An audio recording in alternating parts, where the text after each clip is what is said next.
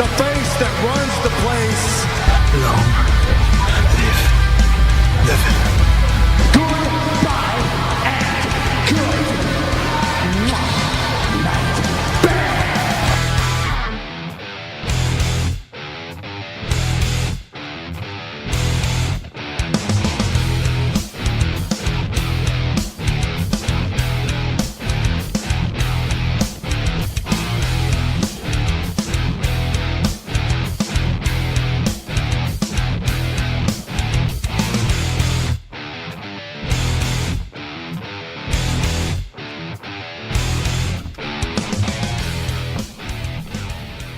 How's it going, folks? Welcome to another edition of The Kickouts, your weekly pro wrestling guides, live here on 90.3 Near FM, on all good podcasting providers, and on the EMC Podcast Network.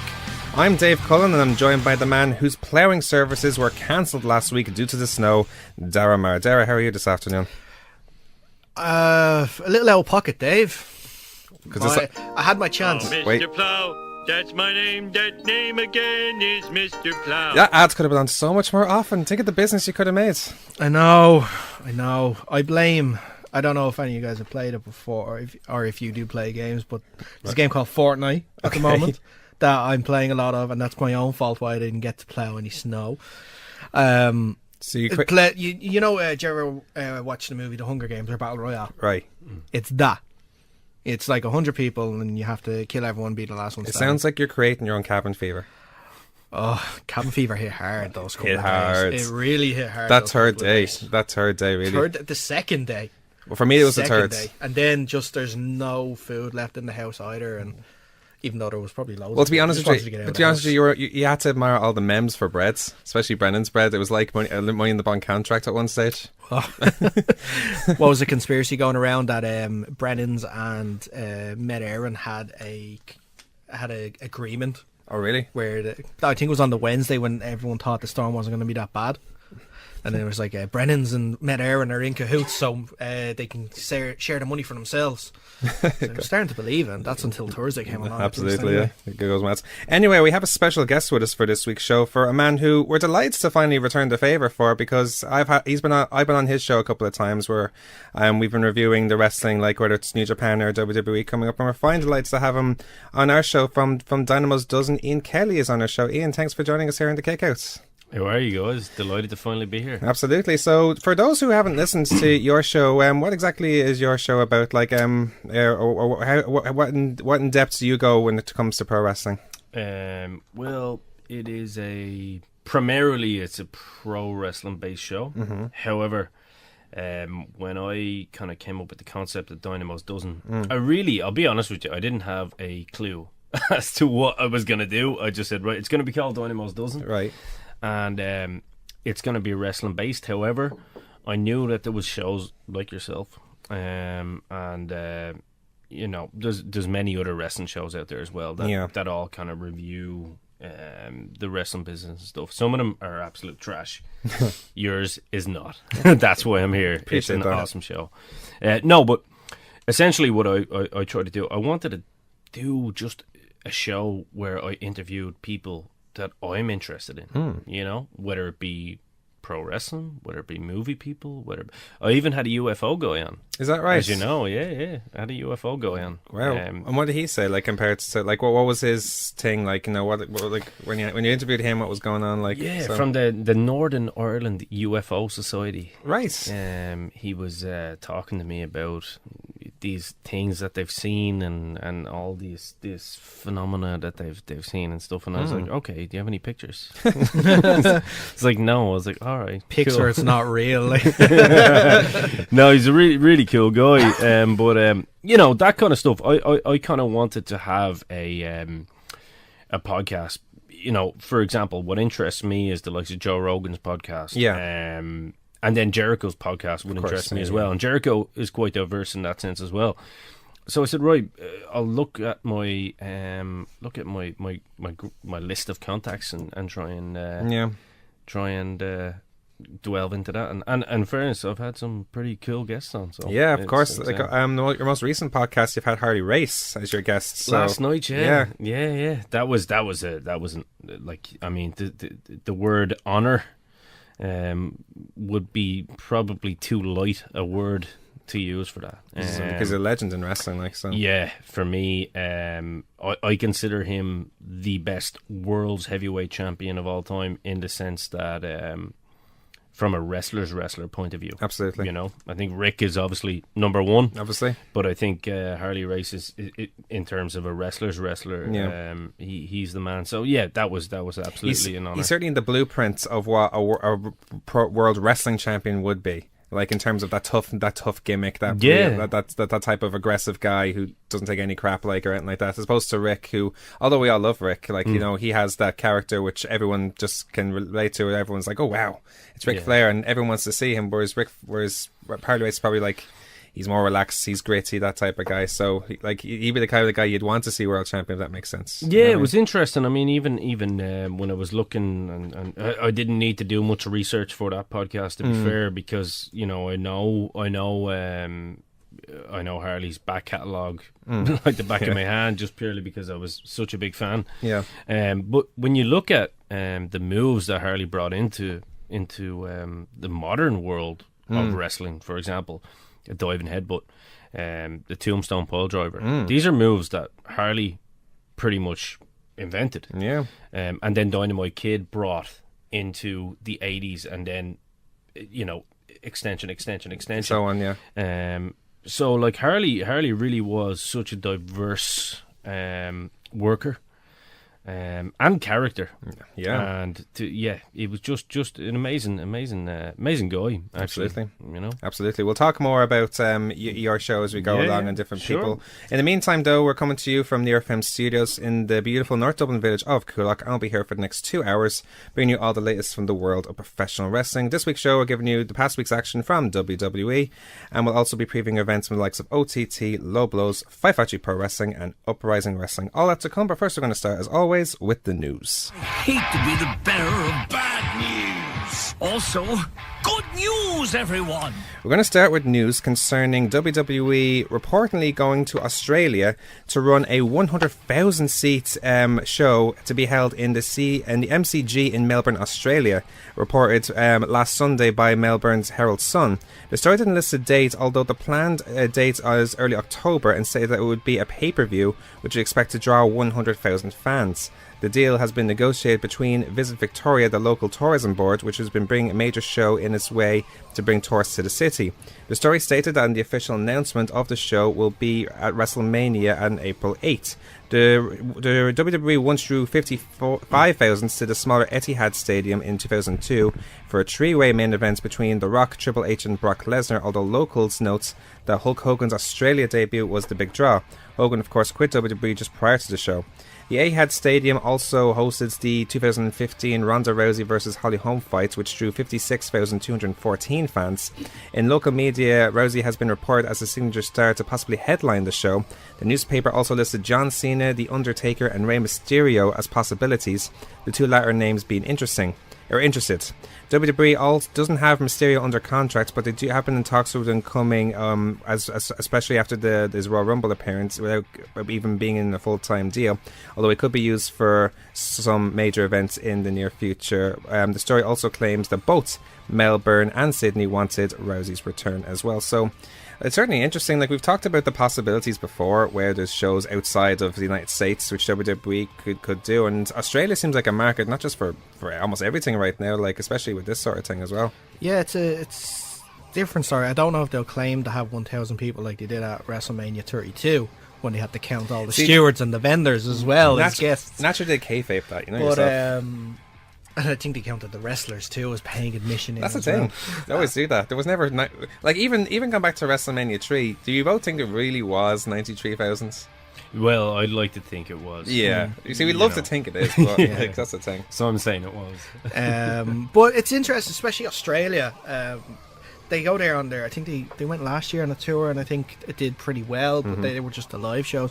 A pay-per-view is definitely interesting. I don't know how they would work around the time difference, though. Because that's a big reason why WWE pay-per-views stay in the likes of the United States, Canada, because of the time difference. That's why they won't go to the UK much anymore, because they can't go for the time difference. They can't have, say, I know they did SummerSlam. I think it was in '95. I think in 92. Wembley. I I think think the viewership on that from the States was pretty high, though. Oh, yeah. Yeah. To be fair, yeah. I think with on demand as well, I think it'd be a little different. But if you compare it to, say, I think we talked about it before, like the UFC, when they come over to London or Manchester to do their shows, I think for the last major UFC event they had, they actually had it at 3 a.m. UK time, so it would suit to the normal time over in America. So it's something that they could do for sure if they want to explore it that way. So that's the thing. Then have to show in the morning essentially over Pretty in Australia much. Yeah. to Pretty accommodate much, yeah. American audiences. Like What about, I was just going to say, if you look at, for example, the amount of subscribers that they have on the network now, of course. are they always still aiming for those pay-per-view buy rates, or are they looking for the amount of hits that they've got from Yes. the network? So I think it's- they're focusing more on hits than pay-per-view buys. Exactly, I think so the days of therefore- buying pay-per-view, especially for WWE events, is over. Therefore, I don't think it would be such an issue if it was to be out of America, to be fair. I think people, once they know it's free, they're not paying to stay up at 2 or 3 in the morning like we have to, Yeah. you know? And Yeah, that- let them do it for once. I'm fed up with staying up till 3 Yeah. o'clock in the morning now for pay-per-view. I'm going to do it again this Sunday. So at the end of the day, even if it's when in Australia, like people can either just watch back, like in the time that suits them, like on an evening, as opposed to, but in our time would be after early afternoon. yeah, but Yeah, the risk that they run though is if they do it at 3 o'clock in the morning in America, that's obviously where their biggest audience is going to be. Right.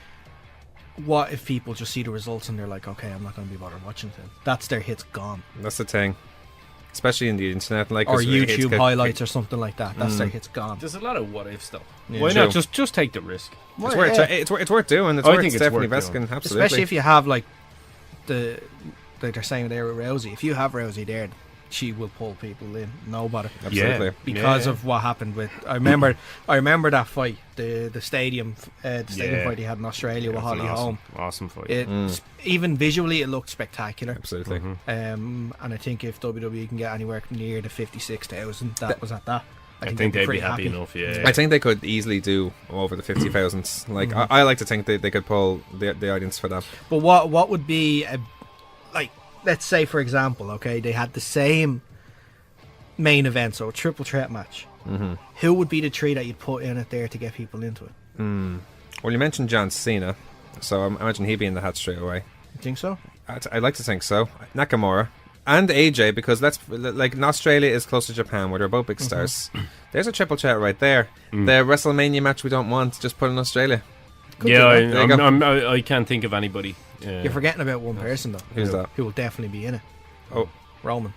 Roman would definitely be. There's no way they wouldn't put Roman in the main event of a big Australian pay-per-view. good point. No way. That's a good point. Yeah. Brock is a draw. Brock as Brock well. as well. You know what I mean? So we'll have to see what happens anyway. Yeah. We'll move on in the meantime. Some very interesting news concerning Katsuyori Shibata this week. Yes, he's been named the head coach of New Japan's Los Angeles dojo. New Japan made the announcement on Monday, with New Japan's English site confirming the news shortly thereafter. It's also announced that Scorpio Sky, who currently wrestles for Ring of Honor as part of the SoCal Uncensored, will be the assistant coach. With rehab and training, I've been sensing it's time to move past the struggle of finding what I am capable of doing, Shibata told the website. These days I've had a burning desire to take on a new challenge. What can I do in my current state? I thought a change of pace was needed, and the next thing I knew, I found myself in Los Angeles. The good classic Japanese pro wrestling is starting to disappear from the current wrestling world, he added. But we must never lose that fighting spirit as part of traditional Japanese pro wrestling. I've accepted the mission to open the gates and transcend the cultural differences to pass down our knowledge to the younger generation. Shibata's career ended early last year after suffering a subdermal hematoma in a match against Okada at last April's Genesis show. The last time he appeared in a New Japan ring was at the G1 finals in August, when he appeared in front of the crowd, simply remarking that he was alive. New Japan's LA dojo starts their spring camp on March 19th. The first session will run through March 23rd, and others will start on the 26th and will end on the 30th of March. It's certainly cool how they're trying to extend their wrestling knowledge outside of Japan now into Los Angeles, which is like almost like their home away from home. When you think about it, there's a lot of Japanese, like especially like a lot of New Japan, what they're doing is going around Los Angeles or around California. That's where they have their Strong Style Evolved show happening next month, I think, isn't it now? Yeah. So it's pretty cool, and it's great to hear Shibata is doing well now, because like, you know, I was a huge fan of his now before that match, like, because he had me too.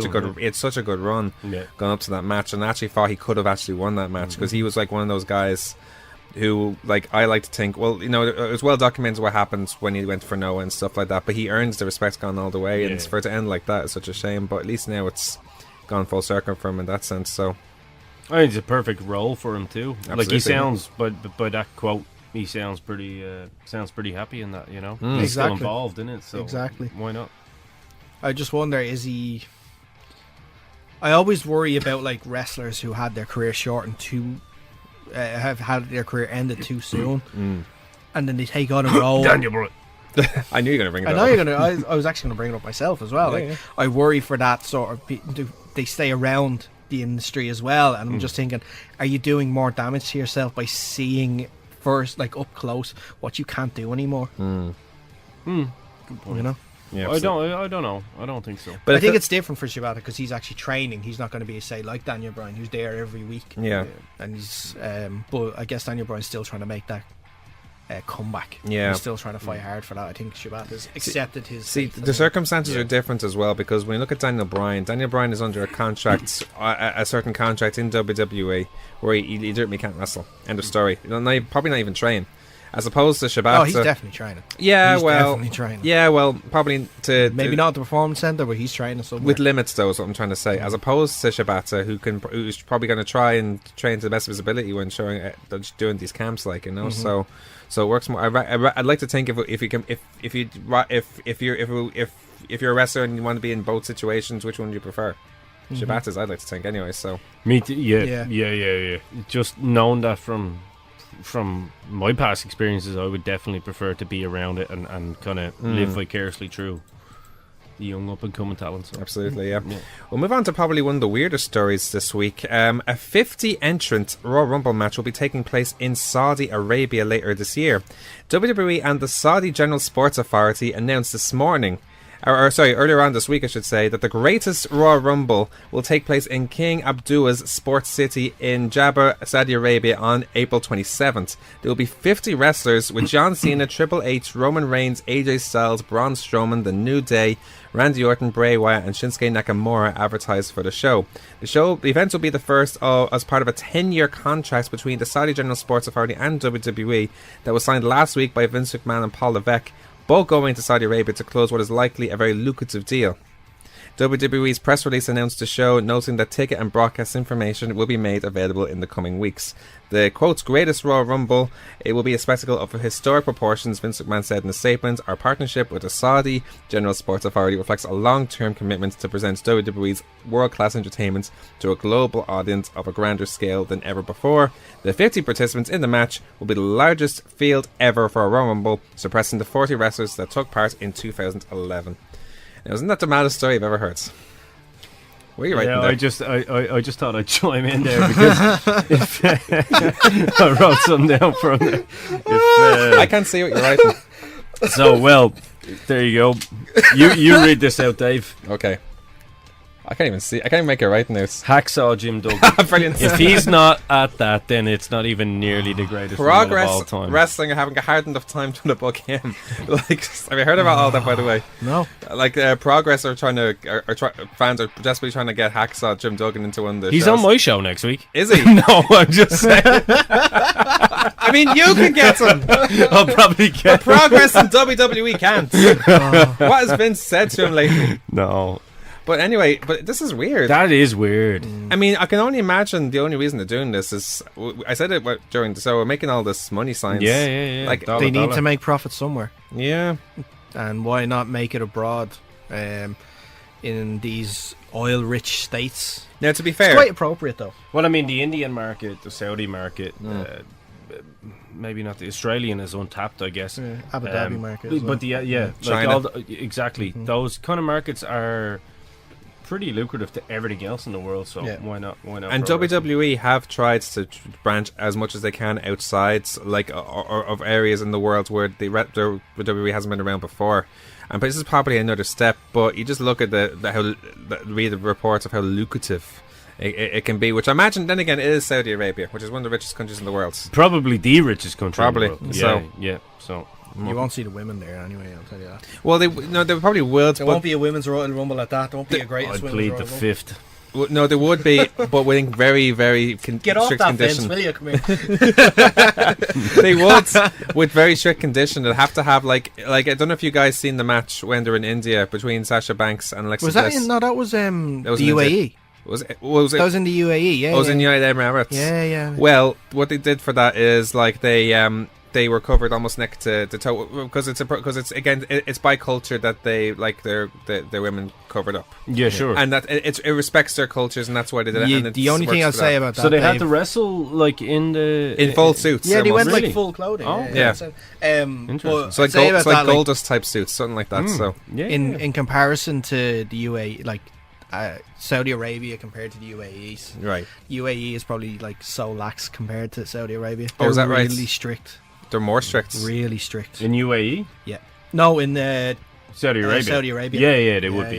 Yeah. I actually, it's interesting because I saw a story thing last week. Mm-hmm. There was it's actually, this is leaving WWE and wrestling. It's going on to football. It's because they had a big match. I don't know. I think it was two club teams having a match, but the current FIFA president, Gianni Infantino, was there.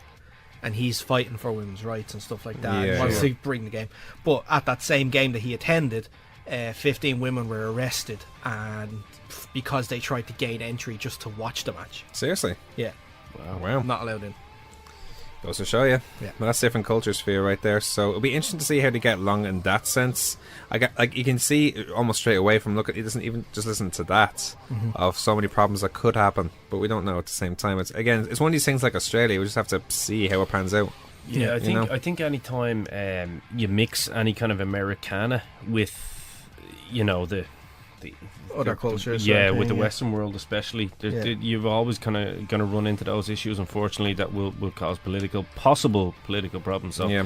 it's just a risk you take, isn't it? I just wonder if Jinder Mahal is going to be WWE champion again because of all this. He will. Well, he got whooped in India, didn't he? Yeah, like So he was made WWE champion, then he lost it 2 weeks before he went to India. So And he still lost to Triple H there. he still lost Ah, to well. Triple H. Yeah, It is Triple H. It's okay. He's It's a 4 alright. out of 10 wrestler. Yeah, Yeah, like, they had a dance after it. Was fine. Oh, Don't worry okay, about okay. it, like, it's all good. Sorry. We'll move on in the meantime. A couple of injury news stories coming this week. Yeah, Bobby Fish suffered a knee injury this week at an NXT house show in Indianapolis. At this point, there is no updated information available past the injury, but it appeared to be serious. Fish and Kyle O'Reilly were defending their NXT tag team titles against Heavy Machinery. Fish was standing on the middle rope in the corner, and O'Reilly was thrown into him. Fish grabbed his knee when falling onto the apron. Referee Drake Wirtz, I think it's Wirtz, I can never pronounce that name right. Seems right. Immediately gave the X signal, and medical personnel came from the back. They went to finish where Adam Cole distracted Dozovich, and O'Reilly rolled him up. Cole and O'Reilly helped Fish to the back. In other pro wrestling news updates, Rey Mysterio is scheduled to be examined today for what is feared to be torn biceps, suffered Friday night in a match for Northwest Wrestling in Waterbury, Connecticut. Very interesting because just last night NXT had their tapings leading up to the end of the Dusty Rhodes Classic as well. Okay. And I don't know, if you don't want to hear the spoilers, I'd say stop listening now for the next 30 seconds. Okay. I'll allow this for this case. All right. Cole and O'Reilly are going to be defending their tag team titles. They're doing the Freebird rule, and Fish is not even making it to the New Orleans, supposedly. So they're doing Cole instead of Cole instead of Fish. Okay, well, that makes sense. So that actually is it's a handsome rule, and in that case, you probably have no choice because Cole's going to be Fish. double. He's going to be doing double duty that night. That's a very good point. Don't say what the other I'm match not going to is. say what the other one is, but Yeah. you'll be doing double duty that night. Yeah. So, We'll talk. We'll tell you off air. Okay. But at the same time, with Mysterio injury in particular, like that, there's all these rumors going around with him Like, is like there's rumors of him at WrestleMania happening as well. But also, like, we know that he'll be facing Jushin Liger in Strong Style Evolved very soon for New Japan. Not if he has a torn bicep, he won't. But he still advertised for it at the last show, which we'll get into shortly. So, like, it could be not as bad as we think. But then again, they're still advertising until the news is official. I think that they're going to keep advertising it that way. But not even just that. Did you see the video packages that WWE were doing, even just trying to build up a potential match between Mysterio and AJ Styles? They did, yeah. You know, Did you see this, actually? That got me hyped. I didn't actually, no. Yeah, but I did hear from Taz, actually, I was saying this to you yesterday, that there was also potential rumours that he would be wrestling Cena. That's true, It's an interesting one, alright. So, and I mean, I in particular, I did kind of get a little bit excited when I saw Ray come down at the Rumble in the old Mysterio gear without the baggies. Yeah. I liked the fact that he had the old WCW gear on. I thought he looked really, really well. Oh, he's in such good shape, though. He did, he looked great. And I mean, he moved really well too. Yeah. So you wouldn't even think I don't even know what age he is, but like for someone of his experience, Say late 30s, about that, maybe early 40s. I'd say 40. Yeah, but he's been wrestling since he was a teenager, so that's the thing. So like really well when he was a teenager as well. So so unbelievable talent. So we'll have to see what happens there. Yeah. So one of the most anticipated things, or at least some of this news stories that happened this week, concerns where Cody Rhodes and the Young Bucks All In show officially will take place in Chicago, in Dublin, Ireland. Yeah, this breaks a lot of Irish I thought it was Bray, no? This breaks a lot of Irish hearts. On an episode of Being the Elite, which was released during the week, it was revealed that the Steers Center Arena in Hoffman Estates, Illinois, will host All In on September 1st. It's listed as an 11,800 seat venue with varying capacities of different types of sports. The idea for the show originated from a Twitter exchange between Cody and Dave Meltzer last May, with Cody taking it as a bet when Meltzer answered, "Not anytime soon," when everyone asked if Ring of Honor could sell out an arena with 10,000 fans. It was revealed in November that Cody and Young Bucks will be self-financing the show, and it will be taking place in 2018. September 1st was announced today earlier this year, and Chicago was always expected to be the location, despite many teases, especially over here. Cody, Young Bucks, Marty Scurll, Hangman Page, Stephen Amell of the show Arrow, Kenny Omega, and Tessa Blanchard have all been confirmed for All In. You know, unfortunately, is not confirmed for All In because he lost on Friday. Who's Flip Gordon. Flip Gordon. Oh yeah, he lost to Cody in a 2-out-3 falls match, so he's not going to be All In. Now I've been on your show a few times where you've gone on record saying that you're not the biggest fan of the Young Bucks and all this in general. So what do you make of all this at the moment? So listen, I always I can always be turned, so to speak. Okay. And I think I mentioned that to you not only recently that after watching their performances at the Wrestle Kingdom, very impressed. Not so impressed that I think it's Jericho's best match of all time. I actually think that's disrespectful to Jericho to say that it's not Omega's best match, but it's Jericho's best match. I actually found that really disrespectful, because I think Jericho's had better matches than Omega has, and no disrespect to Omega at the same time. You know, I just don't think that he's quite at that level yet. Well, Jericho obviously has that way such faster experience. Exactly. But no, I think when they're I've actually started looking at some of the comedy stuff, and I've kind of actually I've kind of enlightened myself to it a little bit, and I can see it for what it is. I mean, I watched the Omega blow up doll match. I've got to be honest with you, man. I really thought it, because you go and you watch that match, fans don't think it's a legitimate thing. I actually don't think it's disrespecting the business, to be fair, because I think it was just a little bit of a joke. The same way back in the day, for example. Okay, I'll say this to Jim Cornette, who I do love, and Jim knows I love him. I've talked to his wife as well. Okay, and, so hopefully he'll be on at some point. Yeah, but I think, for example, when you see Stu Hart and you see guys in the old days wrestling the bear, the fans don't legitimately think that a wrestler is going to beat a bear. No. Therefore, a fan doesn't really think Blow Up Doll is going to beat a wrestler. So I think it's the same kind of thing. It's just in a more modernized way. Does that make sense? Have you watched their YouTube series yet?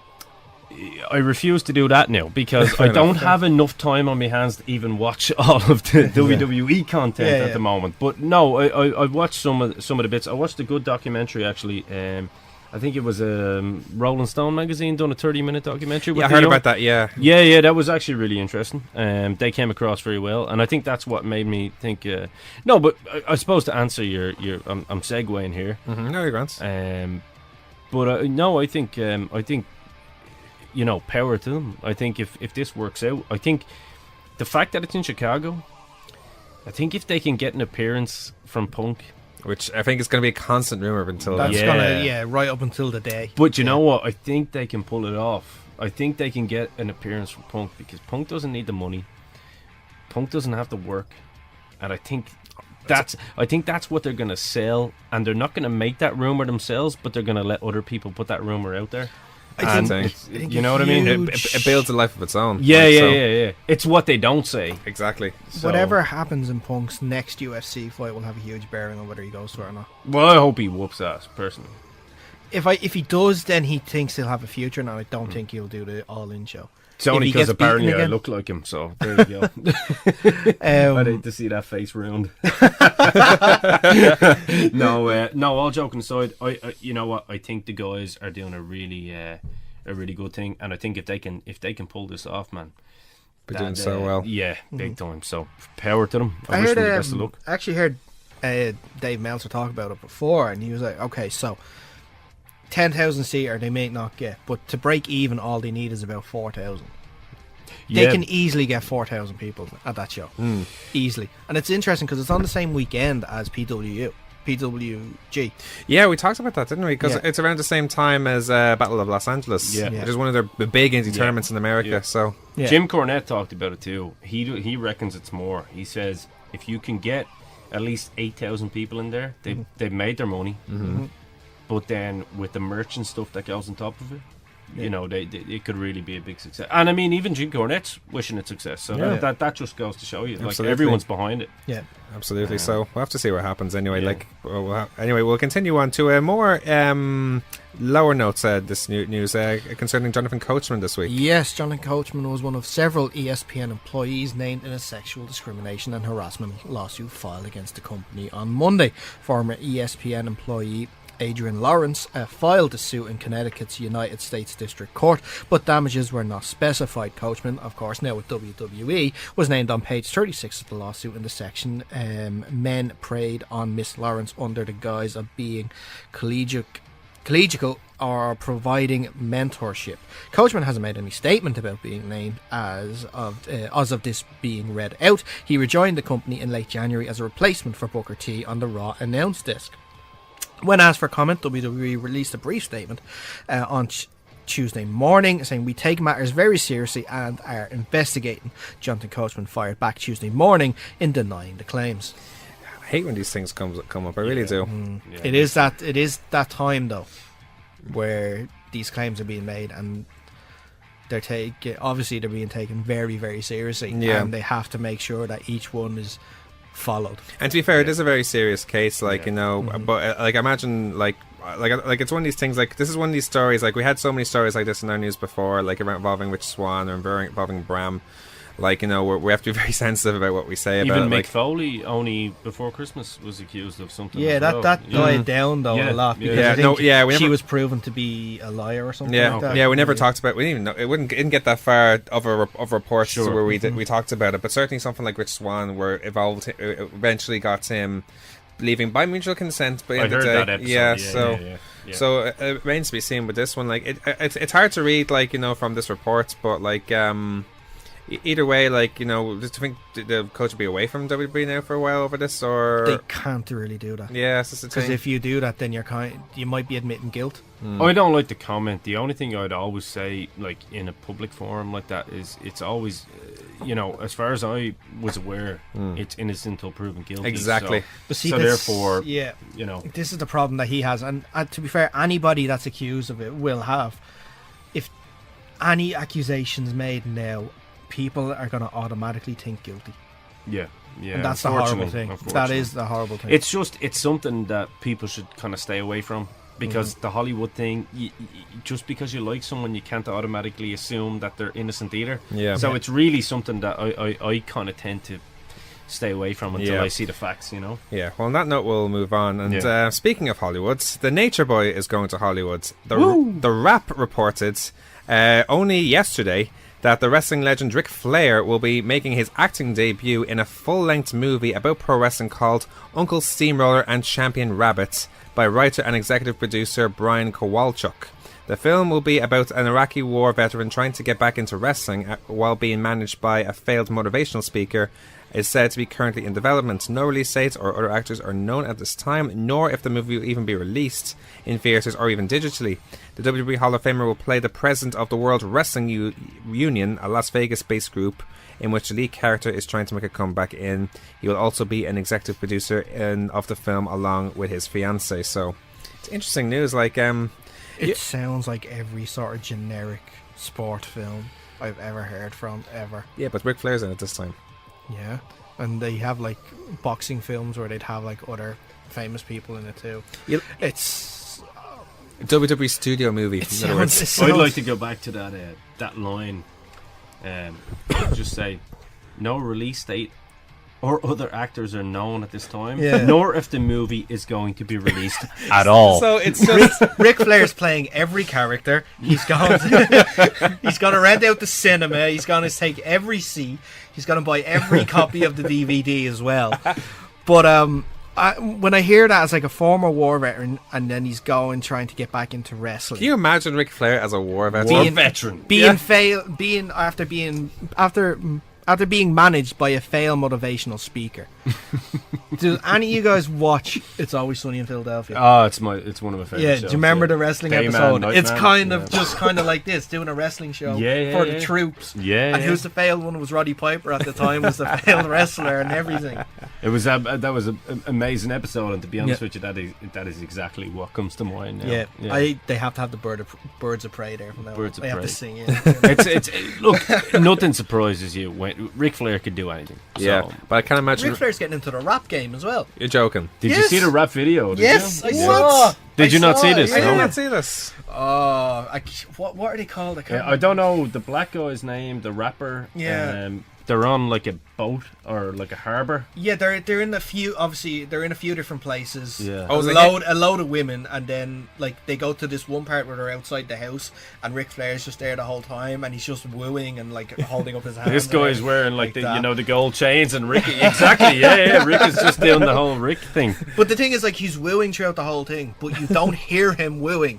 It's just like that spoils it a bit, they doesn't didn't it? pick it up on the mic or anything. If you listen closely, you can hear it. Probably can. Yeah, but could have just just really well produced. Yeah, just edit that in, like, just record it in a studio and just put it constantly in, like, like that's the thing. A lot of those music videos I heard, like, believe it or not, 5% of the organic sound is all they use for those sort of videos. Everything else is recorded in the studio and added too. You'd think they add the rules into it, wouldn't you? These alligators, they're weighing me down. We'll finish off the news with a rundown of results from New Japan Pro Wrestling. Yeah, New Japan held their traditional anniversary show on Tuesday the 6th of March in Tokyo's Ota City General Gymnasium. Significant results were as follows. Chaos of Hiroti Goto, Tomohiro Ishii and Toru Yano beat David Finlay, Juice Robinson and Toru Hirane by pinfall. Suzuki Gun of El Desperado and Kane Maru, I should say, beat Los Ingobernables de Japan and Roppongi 3K to win the IWGP Junior Heavyweight Tag title. It's good to see that other teams other than the Young Bucks are actually going for those titles now as well. Obviously because they've moved up to heavyweight now as well. Sanada beat Yoshihashi by pinfall after a moonsault. Tetsuya Naito beat Taichi by pinfall with the Desperado. Post-match, Taka Michinoku cuts a promo on Naito, mostly in Japanese, about Zack Sabre Jr. and you just tapped out. This is followed by a new Rey Mysterio vignette where he reminds us he's coming to wrestle Yushin, I should say. Yushin Liger, that's strong style involved. Then Himuro Suzuki beat Togi Makabe by pinfall to retain the IWGP Intercontinental title. And in the main event, Kazuchika Okada beat Will Ospreay by pinfall after the Rainmaker. It's interesting though, if we just go back to the Naito match. Do you remember the night after Wrestle Kingdom where Jericho attacked Naito and we thought that was leading to a feud? Yeah. Jericho actually was on his Twitter during the week. Now could be Jericho being Jericho by trolling everybody. Yeah. But somebody asked, he did a Q&A and somebody asked him, are you done in New Japan? Which he replied with, sadly, yes. Oh no. Hey. So I think now Guys. you Yeah, can but he's take it trolling. both ways. Is This he is trolling us? Jericho He's after all. trolling. Come on. This is Jericho. I mean, this after is the all. same guy that 2 days later, after everything that they did, him and Kenny Omega, and then he had him on his podcast in his hotel room. I know, and they went So- throughout the whole thing. It's You like know what I they mean? set- So- what was it? They set up the guy to ask the Yeah. question about Yeah. Omega, and that started I everything. was actually disappointed by that, I gotta be honest.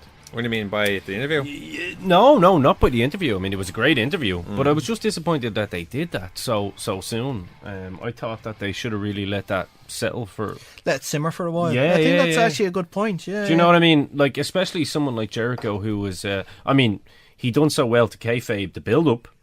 I thought he should have kayfabed the aftermath too, for let it Yeah, sit if it for came out 6 or maybe 7 around months. now, I think it might have been perfect. Yeah. But yeah, I definitely see where you're coming from. Yeah, actually. I didn't like that. I mean, I enjoyed the interview, like I said. Isn't Naito and Jericho supposed to be in Strong Style Evolved as well? No, it's never been announced. I thought it was. No, it was never announced. Oh damn.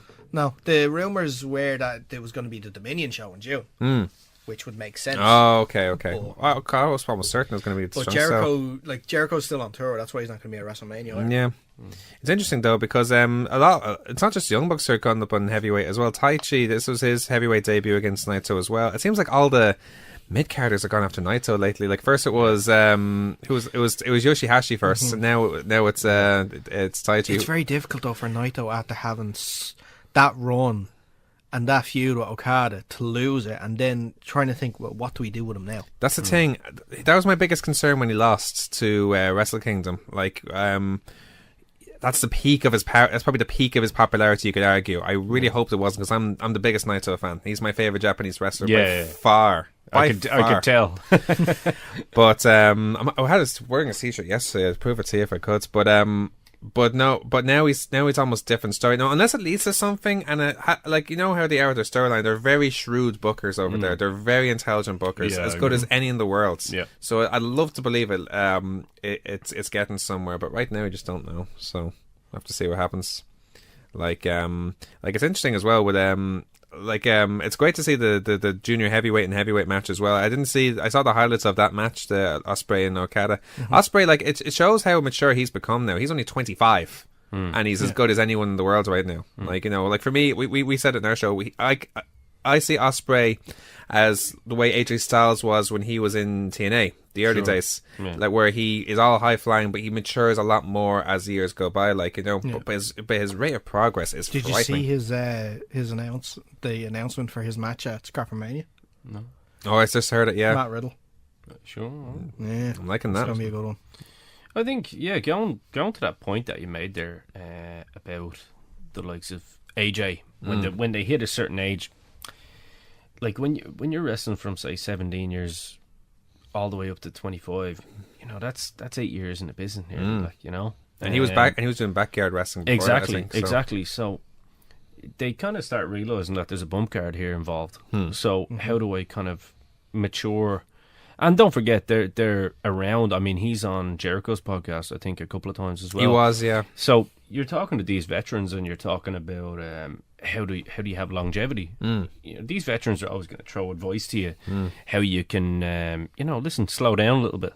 And obviously that's what he's doing, and now it's working in his favour because he's actually having some amazing matches. Absolutely. But still able to do the high flying stuff, but able to have good long matches because it's not always about the high spot. Absolutely. You know? No, again, like if you look at the highlights of that match, like there's a lot of ground based wrestling as well. Exactly, like, you know, yeah, because yeah, he's so smooth as well. That's what doing I it as mean. well. Yeah, he's a Jordan Devlin. You know, he's got that ability to just wow you with some crazy acrobatic movement. That's it. But then can really tell a story on the mat too. And That's that's what I like from my wrestling anyway. That's it. Yeah, that's when you can tell he's really knows what he's doing. Yeah, definitely. But anyway, that's all our news. Anyway, when we return, we will continue on with our results of the week, starting with WWE Raw right after this short break.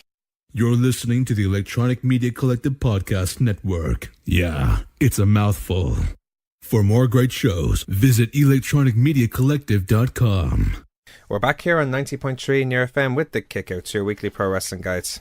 One thing we want to bring up, actually, and this is something we just talked about off air, some of the guests you've had on, we talked about Harley Race, but you've also had, because it's not just wrestling, like you mentioned. It's from, like, the world of music as well. And like you had probably one of my favourite frontmen of all time, Phil Anselmo on. Phil Anselmo from Pantera, yeah. Like, they were my band growing up. Yeah? They were the band that got me into listening to heavy metal. My mate got me. It was them and Metallica were both the two bands. Yeah. And then I kind of like Metallica. Then obviously when they brought out more and more stuff, they kind of got worse and worse and worse. So for me anyway, and then just listening to Pantera a lot all the time. That's helped me as well during school. Yeah, I love listening to them, especially when anytime I had to study, which probably really meant why I wasn't studying, because I was just listening and headbanging to Pantera.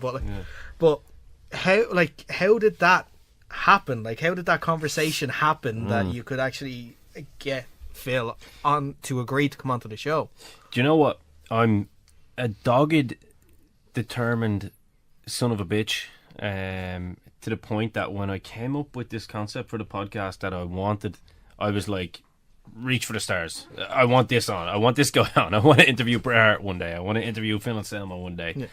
Yeah. And I kind of believed that it would happen. But how it actually came about, how it came to pass, basically, was that there's a band in New Orleans that Phil was a fan of back in the day called Exorder. Right.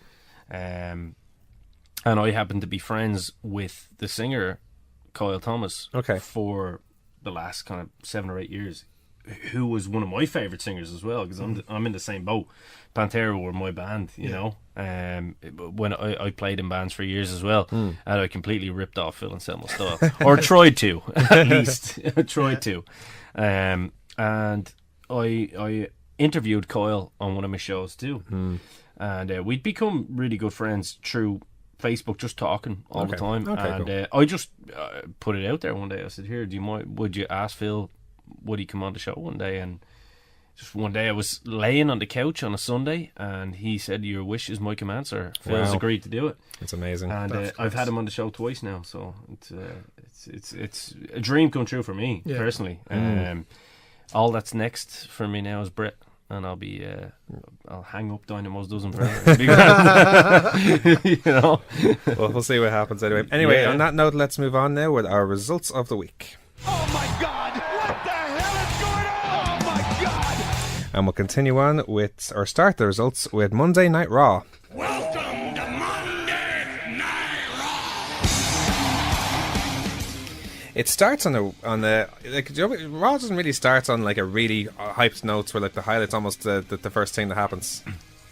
In this case, it's Rousey and Angle and Triple H and Steph. Yeah, it was interesting, especially with the announcement that they made a couple of hours before the show. It was that Rousey was going to show up at every Raw before Mania. Yeah. Now, obviously, because we didn't have the show last week, we didn't get to talk about her contract signing and anything like that. Of course. Elimination Chamber, like. A lot of people didn't like her promo at the start. It's just like, well, look, she was nervous as hell. It was her first time being on a mic in that crowd. Like, normally when she's in that crowd, she doesn't have to talk. She can just kick someone in the face and then that's okay. Yeah, so give her credit where it's due. She gets like, kicked in the face. Yeah. But I didn't have a problem with that promo. And then when she came on the next night, she was even stronger because she got used to it. That's the thing, she's going to get so much better. Yeah. I think she deserves all the credit in the world, personally. The fact that she's willing to do every Raw, that shows her commitment to the business, which I think is, you know, bow your head right now, everybody. And I think 100%. I think the way that she's committing to getting better. The way I see Rousey, like, look at Shayna Baszler. Like, she's obviously way more experienced, but look how well she's doing NXT. She's actually in my opinion, she's actually one of the best women to watch. She's at the become moment. one of the top females in NXT. Yeah. And here's so if she can do so well, can you imagine how well Rousey can do? That's all. That's my perspective. I think her demeanor when she's in the ring as well, and how she's being portrayed, is sort of up there with with Asuka, where she's this unbeatable that you can't lay a hand on her, and if you piss her off, she's going to destroy you. Unless you're Stephanie McMahon, of course. Exactly. Unless Stephanie McMahon, but then she lived to regret it. Absolutely. You know. So what happened was Steph said she signed a WWE contract, and Steph oversees her and that she doesn't have a bad thing to say. And they gave Rousey her dream of a Mania match. Rousey said she's grateful, but she did bring up that she gets to choose her opponents. And she says as long as it's not a champion or active member roster. And Rousey picked Steph almost straight away. Like that's one thing. Like like you can sense her nervousness. She said almost straight away. Yeah. Oh, so who's your? It's you. Yeah. Well. I know. It's was that a bit jumping the gun? Yes. The sort of when they got get the drum roll, and the drum roll's about to play, and then she goes, yeah. Yeah, but that means she's all business, no? Yeah, that's true. Yeah. That's very good point. That's the all business. Do you know what I mean? Because she's not here to be a clown. She's here to. Yeah. Of course. Before that, now Kurt Angle was livid because of what happened between him and Triple H last week. He called Triple H out first over the whole thing. Those memes throughout the whole week of Angle, just like looking up with his hands in his pocket, and Triple H about to clock him. Fantastic. Me, all my life's problems, just like underneath Angle and Triple H were brilliant. I think I look for breads in case if Kurt Angle's head was involved at one stage, so I think it makes sense. Angle agreed that Steph is an executive and also a talent contract, and since he makes the matches, he made Rousey versus Steph at Mania. But then Triple H said that Angle said that Triple H is also a contract of talent and booked the tag match for WrestleMania. And it went down from there, where a lot of pushing and shoving. Angle got the ankle lock on Triple H, which was cool because we haven't seen that in a while. Yeah. I would have preferred. I personally could have waited till Mania to see that, and I would have been a lot happier. But it breaks some molds. It creates the atmosphere now going into it. Like it's something to hype now going into the match. But wasn't it already hyped? But it's more hyped. I think that smack from Stephanie and that Rousey hasn't been able to touch her since then would have, I think, hyped it a little better maybe towards Mania. Maybe. But you have to have Rousey do some sort of retaliation, which she did in that Samoan drop. To, because then it gets everyone asking the question, like, what sort of wrestler is she going to be? Yeah. Yeah, I have a problem with this. I've mentioned this to you. Okay. And the reason, like, Rousey is this legitimate badass. I mean, a Brock Lesnar, in female version. She's Mike Tyson of female. Exactly, exactly. And in fact, it's the biggest signing since Mike Tyson. I agree. Possibly on the same level. Definitely. But Stephanie just had to be better. Yeah. She had to, she has to be over. Even last week when she stood taller than her and she's trying to make herself bigger than her, I was like, you're just doing it all the wrong way. Like, Stephanie should be keeping a safe distance and it's like antagonise her from a distance, not getting in her face. But hasn't that been Stephanie's problem for years? Well, yeah. To be honest, it's nothing new. So what you're saying? So what you're saying is that Ronda Rousey's the Mike Tyson and Stephanie's trying to be the Stone Cold, where she tries to get in her face. Yeah, exactly. Well, she should be the Mr. McMahon, who she is. Yeah. So makes no sense. We'll move on anyway. Yeah. Asuka took on Nia Jax. Very competitive match, actually. I thought. Nia Jax is one of these performers who, I thought she was in a bit of a role, and she made a bit. I think she made one tiny little thing, but other than that, the one tiny little thing that's on loop everywhere now. Yeah. The where she tried to do the backbreaker, but she bent the wrong knee down and just threw Asuka on the ground instead of on her knee. Now that you're pointing those things out, can I just reverse a little bit on one thing that I thought Kurt done really well? That every young performer should be watching. Absolutely. He hit Hunter with 3 punches. And after the third one, shook the hand and gave it a couple of seconds just to really kind of sell the hand. Sold it. And I just went, there you go, and that's why Kurt is. Sorry, it was just something that came to mind. No, you're right. I thought it was really, really awesome. Yeah. Asuka escaped the Samoan drop once, then runs right into another try, and then connects with Jax for cover for 2. Jax goes for a press slam, misses the leg drop, and then it's a battle of the armbar until eventually gets the finish. Yeah. So, actually, a question, Ian, who do you think is going to be the one to break Asuka's streak? Now, I think that's going to be Rousey. Yeah, could easily be. Yeah, I think so. I think it should be. I think Asuka should be built up to be that, because Rousey's such a strong character that eventually, when Rousey kind of gets the mic work down, you could easily turn her heel as well once she gets comfortable. Yeah. Then again, you have... I think if you bring Shayna Baszler up, who's already a heel, if you turn, but can you and a turn vicious heel as well. Can you turn one of your biggest commodities heel like that? Ruby Riott could possibly be the one as well. Then you have. I was just going to bring up. You have Bayley and Sasha Banks, who's had very competitive matches against Asuka in the last few weeks. And here's a prospect of. You can sense a bit of a heel turn for Bayley, and that could be the ingredients because she's been very close on occasion. So, well, there is one that Asuka hasn't faced from everyone, and she's on a different show though, but you can do it. Charlotte. Yeah. If you want to do it that way. Could have been the match for WrestleMania as well. I'm thinking Ruby Riott though. Interesting. I don't know why. I think Ruby after Riott. Mania, I think Ruby Riott, because especially if they're breaking up the two brands. If I wouldn't mind Ruby Riott to do it because she's out of all the girls that have come up recently, the 5 of them, I think she's definitely the most definitely. talented. Yeah, me too. I believe her when she talks and by the way she walks. You know what I mean? Exactly. I really, But they're not building her up anywhere near close enough to to actually let people believe that she could be the one to break the streak. But I Now, don't if she think they're beat Charlotte building on anyone Sunday, up though. it's a different story. Are they building anyone up enough? I think they're focusing mainly on Asuka. Yeah, that's the thing. So that's why, like, the idea of someone beating her could just come out of nowhere. That's what I'm saying. I Yeah, think yeah. it could be like you could be going into next February. Yeah. Before she's beaten. Easily. Yeah, they're trying You their know? best anyway with Alexa to try and build her up in a different way. Yeah. But Sure, yeah. I still don't think. Speaking of Alexa, she met with Nia after the match. Like, it was kind of like motivational, yet mentioned all the flaws. To the point where she made Nia Jax cry. Constructive criticism.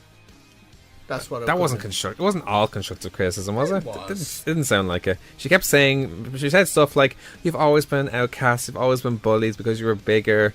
Like, some people think you're a quitter, but you shouldn't give up." Like, and she made poor Nia Sorry, cry. no. Backhanded compliments. Yes, That's what it is. fair enough. Backhanded compliments. Well, here's the thing. Nia Jax, when she left the ring, she got a bit of a pop, like from the crowd. The crowd appreciated her efforts. Do you think she could turn face? I don't know. They're kind of stuck with what they want to do. They had the whole Enzo thing with her before. Obviously, Enzo went bye-byes. So, I don't We know still what... mention him on the show, do we? Well, Yeah. that's probably the only way we'll bring him up, I think. So So I don't know what they're going to do with her. I'll have to wait and see, I suppose. The Bar took on the Revival in a tag team match. It was a pretty back and forth match. It's getting to the point now. Like, it was Sheamus who ended up getting posted. The Revival hit the old Power and Glory, the superplex over the top rope splash. Good near fall, but then Sheamus cut off the Shatter Machine. Cesaro hit the neutralizer. End of story. And it's a cool story they're going with now with the Bar, like, saying, well, who's left? Like, they've no one to face now. Like, you know, so. Well, they're embracing the real life fact of what's going on, that there is no one else. Yeah. Now, the rumours are for Mania that there's going to be 2 people who haven't been actually a team before coming together. Who's that? I don't know. There's rumours of the Hardys. I don't know. There's rumours of the Hardys, actually. But isn't Matt going to be doing his compound match with Bray? Yeah, true. That's why I'm like, well, how would that work? Because I heard There's a few rumours that Matt and Bray would actually get together Can you imagine that? afterwards. But then you're doing the same thing as you did with Sheamus and Cesaro, sort of like they've had battles after battles after I got an battles. idea for a tag team. Go for it. Double J and the Road Dogg. Oh, Double J and the Road Dogg. Can you imagine that? I mean, Actually, you just reminded me. Finn and Seth have been tagging at their house shows. right. But aren't they? They're facing Miz for the IC title. Things can change. What's Braun doing? Yeah, true. There's so many possibilities. It could be someone we. What if it was War Machine? Oh no, they're staying in NXT. Yeah, so that's the Staying thing. in NXT. Authors of Pain though. Oh, actually, that'd be a great idea. Can you Authors imagine? of Pain though. Yeah, because they're I thought they would have been gone up at this stage, but looks like it'll probably be the night after Mania. they're definitely due up. I think they're definitely the next team to go up in my view. Anyway, so definitely. Cena then took to the ring, saying that as WWE's only free agent, he appreciates the privilege. And he says that his opponents won't interrupt him on SmackDown because on Sunday he will break. He said he will break the record that stood for 20 years. He'll become a 17-time world champion. He said that he's been handed that he's handed everything and he holds people back. He's been given a chance and earned an opportunity as well, and he'll never hold anyone back. But when he wins on Sunday, people cried that he robbed Styles of the Mania match, but then he came up with the prospect of, okay, I'll tell you what, if I win, how about Styles, Cena and Nakamura at Mania? Who interrupts them? Goldust. That was weird, man. Like, I watched that and I wasn't expecting that at all, but I thought Goldust promo was awesome. It was, wasn't it? I thought he spoke absolutely, which doesn't surprise me. He says he's never had a perfect story. It's always been taken of him. It's been turned evil, and that ends today. So like he's always considered himself a contender, like, as opposed to anything else. So it is interesting. Yeah, he's never won his Oscar, sort of. Exactly. Yeah. I thought it was a really good promo by Goldust. It was you knew what was coming, but it was just I found myself engrossed in his the way he talked. The one part that I did like was from Cena as well, where he was about to say, like, is someone going to kind of explain to me what's going on, and then straight then just it was clocked. Good. Yeah, it was good. They had their match then. It was 5. But Cena's calling out Taker. Yeah. Did you see his whole thing after the match when he stood up on the rope when he was doing the point to the WrestleMania sign? He wasn't doing the point. He was doing the Undertaker hand out as if he was going for the turn. Yeah. I didn't notice that. Yeah. Wow. He's calling out Taker. It's going to happen. Do you think it'll happen? Yeah. Because Leave Cena's... Taker alone. He's at home. Yeah. Leave Taker alone. He isn't ready. He doesn't want to come out and play. He's very content. He was looking good at that Raw 25 though. Yeah. We'll have to see what happens. American Badass Taker. Yes. No. It will never happen. It will never happen. Let me tell you something. It would make sense after the fact, because he can't actually wear his stuff to the ring anymore. His last match should be the way he came out first, and his manager should be Ted DiBiase.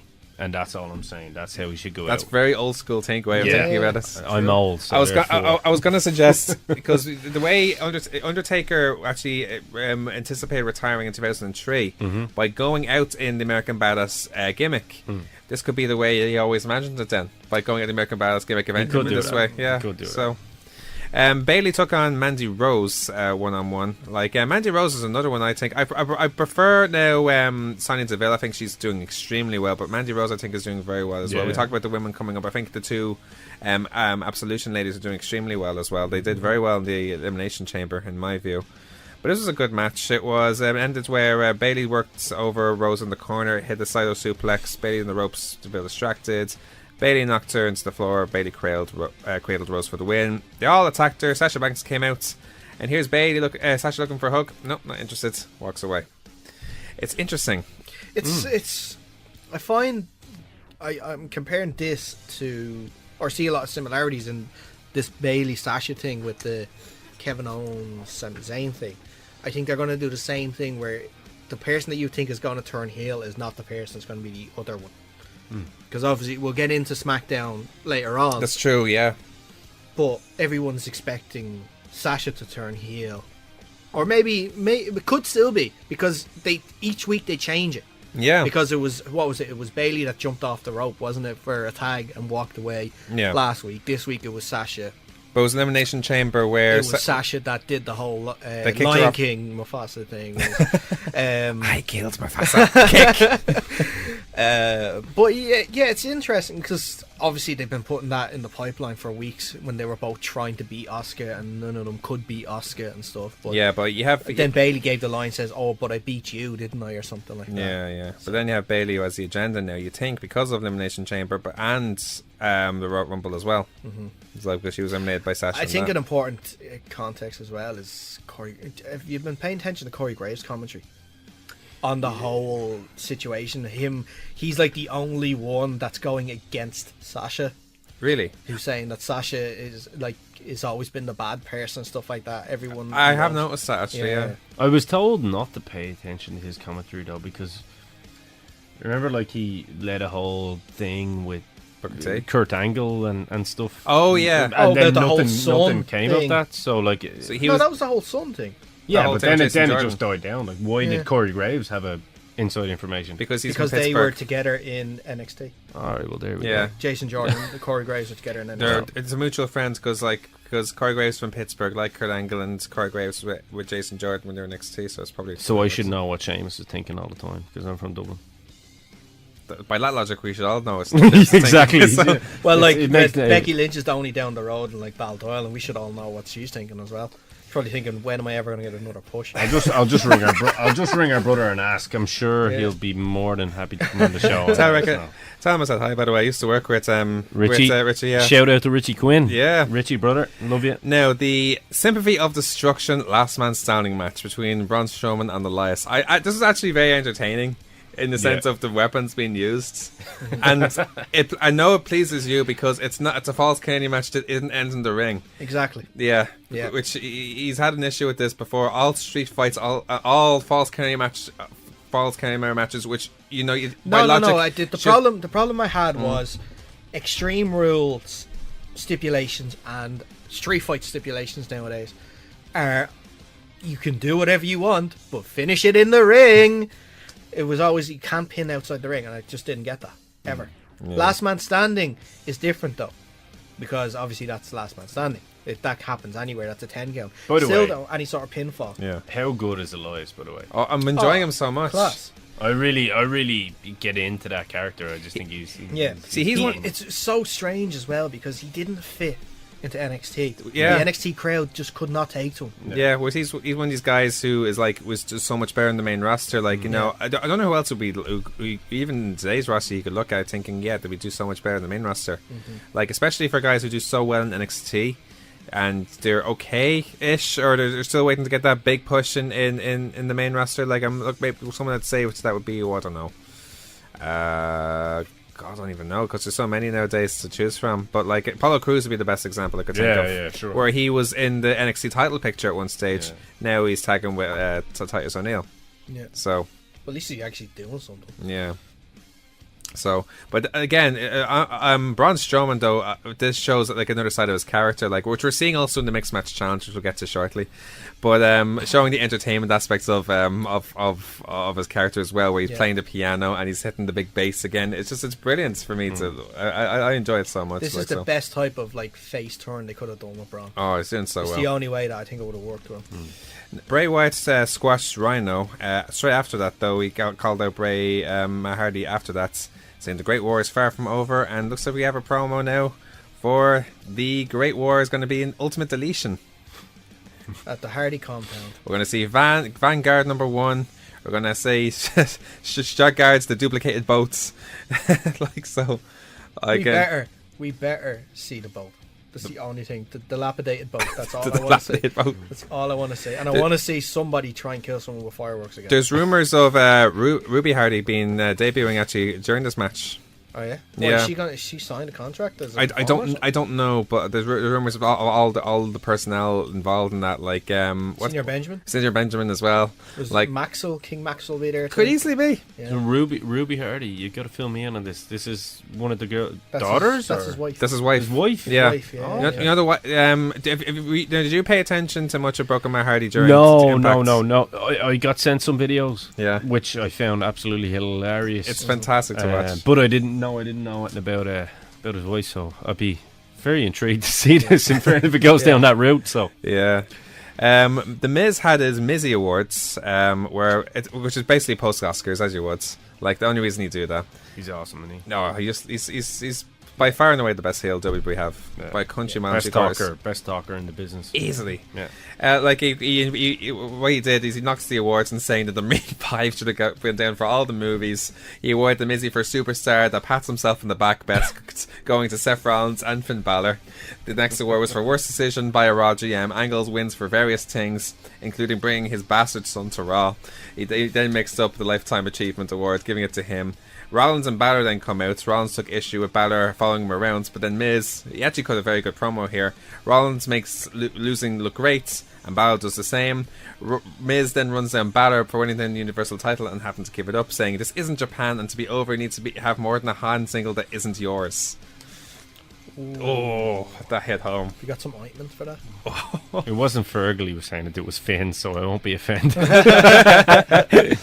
But you know, he's so good though. Like, so end up having a handicap match then between Rollins and Balor against the 3 members of Mr. Raj. What do you think of Balor in the blue? I thought it looked awesome Balor blue. because Oh, of course. Yeah, well, that's you. I'm a Chelsea fan, so I thought he was. I thought he'd done himself a disservice being a Tottenham fan. I was going to say that actually. Yeah.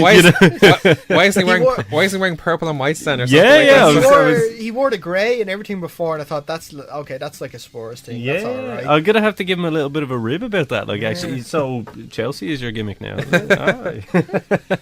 But it was interesting because they were fighting off each other, Rollins and Balor, for the tags over this match. I think it was the way it was won in the end, where Balor was going for the coup de grace. The thing tagged in, got the curve stomp straight away, pinned him. I was like, okay, 1-1. Like, with their sort of banter between the two of them.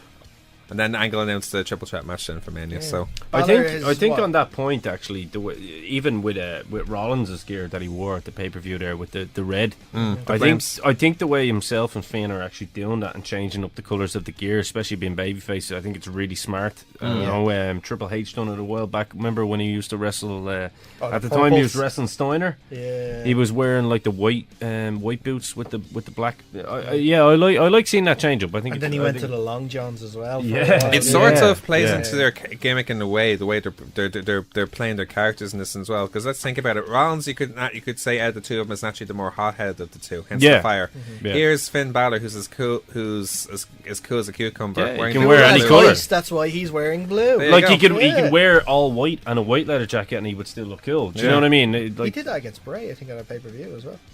I'm not sure actually.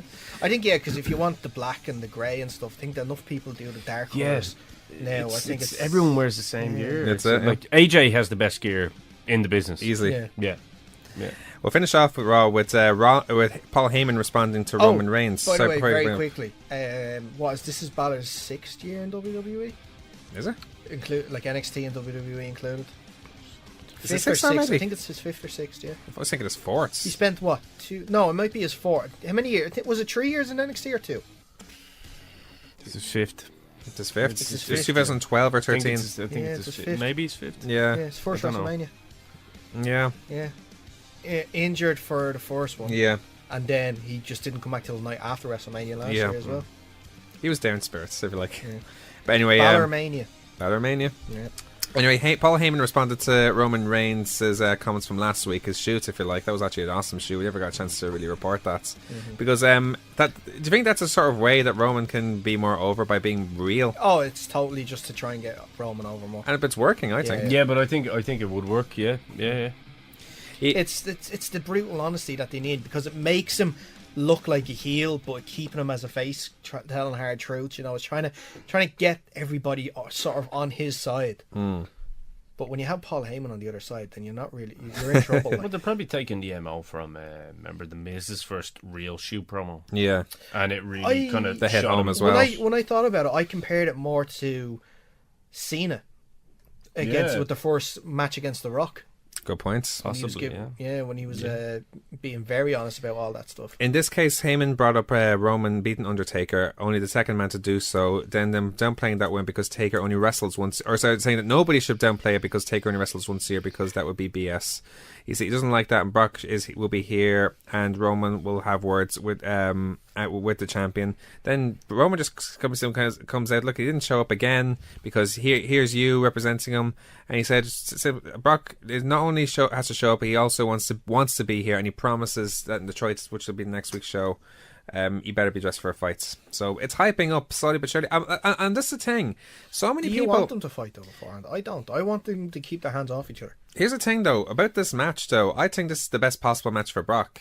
Easily, because everyone's complaining, it could be Finn, it could be Rollins, it could be Strowman, but this match is intriguing, not just because it's the two guys that beat the Undertaker, but because it's so intriguing. It's the guy who realistically, when you look at all the rest of the characters, could beat Brock Lesnar, so.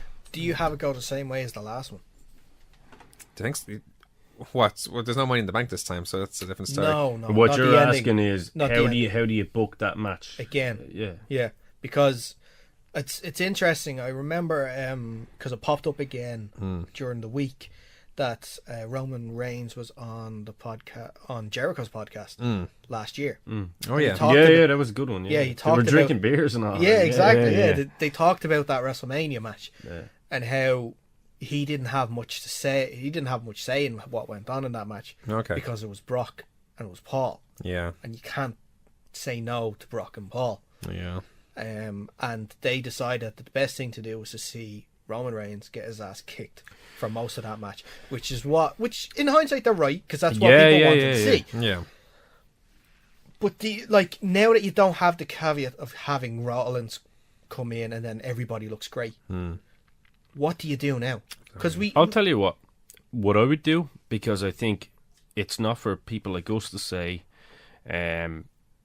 What I would honestly do, I would go back and I would call someone like a Pat Patterson. Okay. And I would say, come in just for this, and let's try work this out. Exactly. Yeah. And really think of something outside the box, because I mean, Pat Patterson he's one of the best bookers ever. He's the man. He's the best finish guy of all time. Of course. And I would get someone like a Pat Patterson in there and say, let's think outside the box here. Yeah. I mean, if you go back, sorry to kind of. Of course, no. Go ahead. No, go ahead. Like, we heard you too. We go back to remember the Canadian Stampede. Yes. When they had Stu Hart. Do the drink spot with Stone Cold. I did see. Yes, I remember. Yeah, that was on the documentary. Wrestling with Shadows with Bret Hart. So. Yeah. And you can hear Brett and Pat talking about the gimmick. He's going to think Stu threw the drink, but it was actually one of the brothers. Yeah. And then he grabs Stu, and the two of them are going.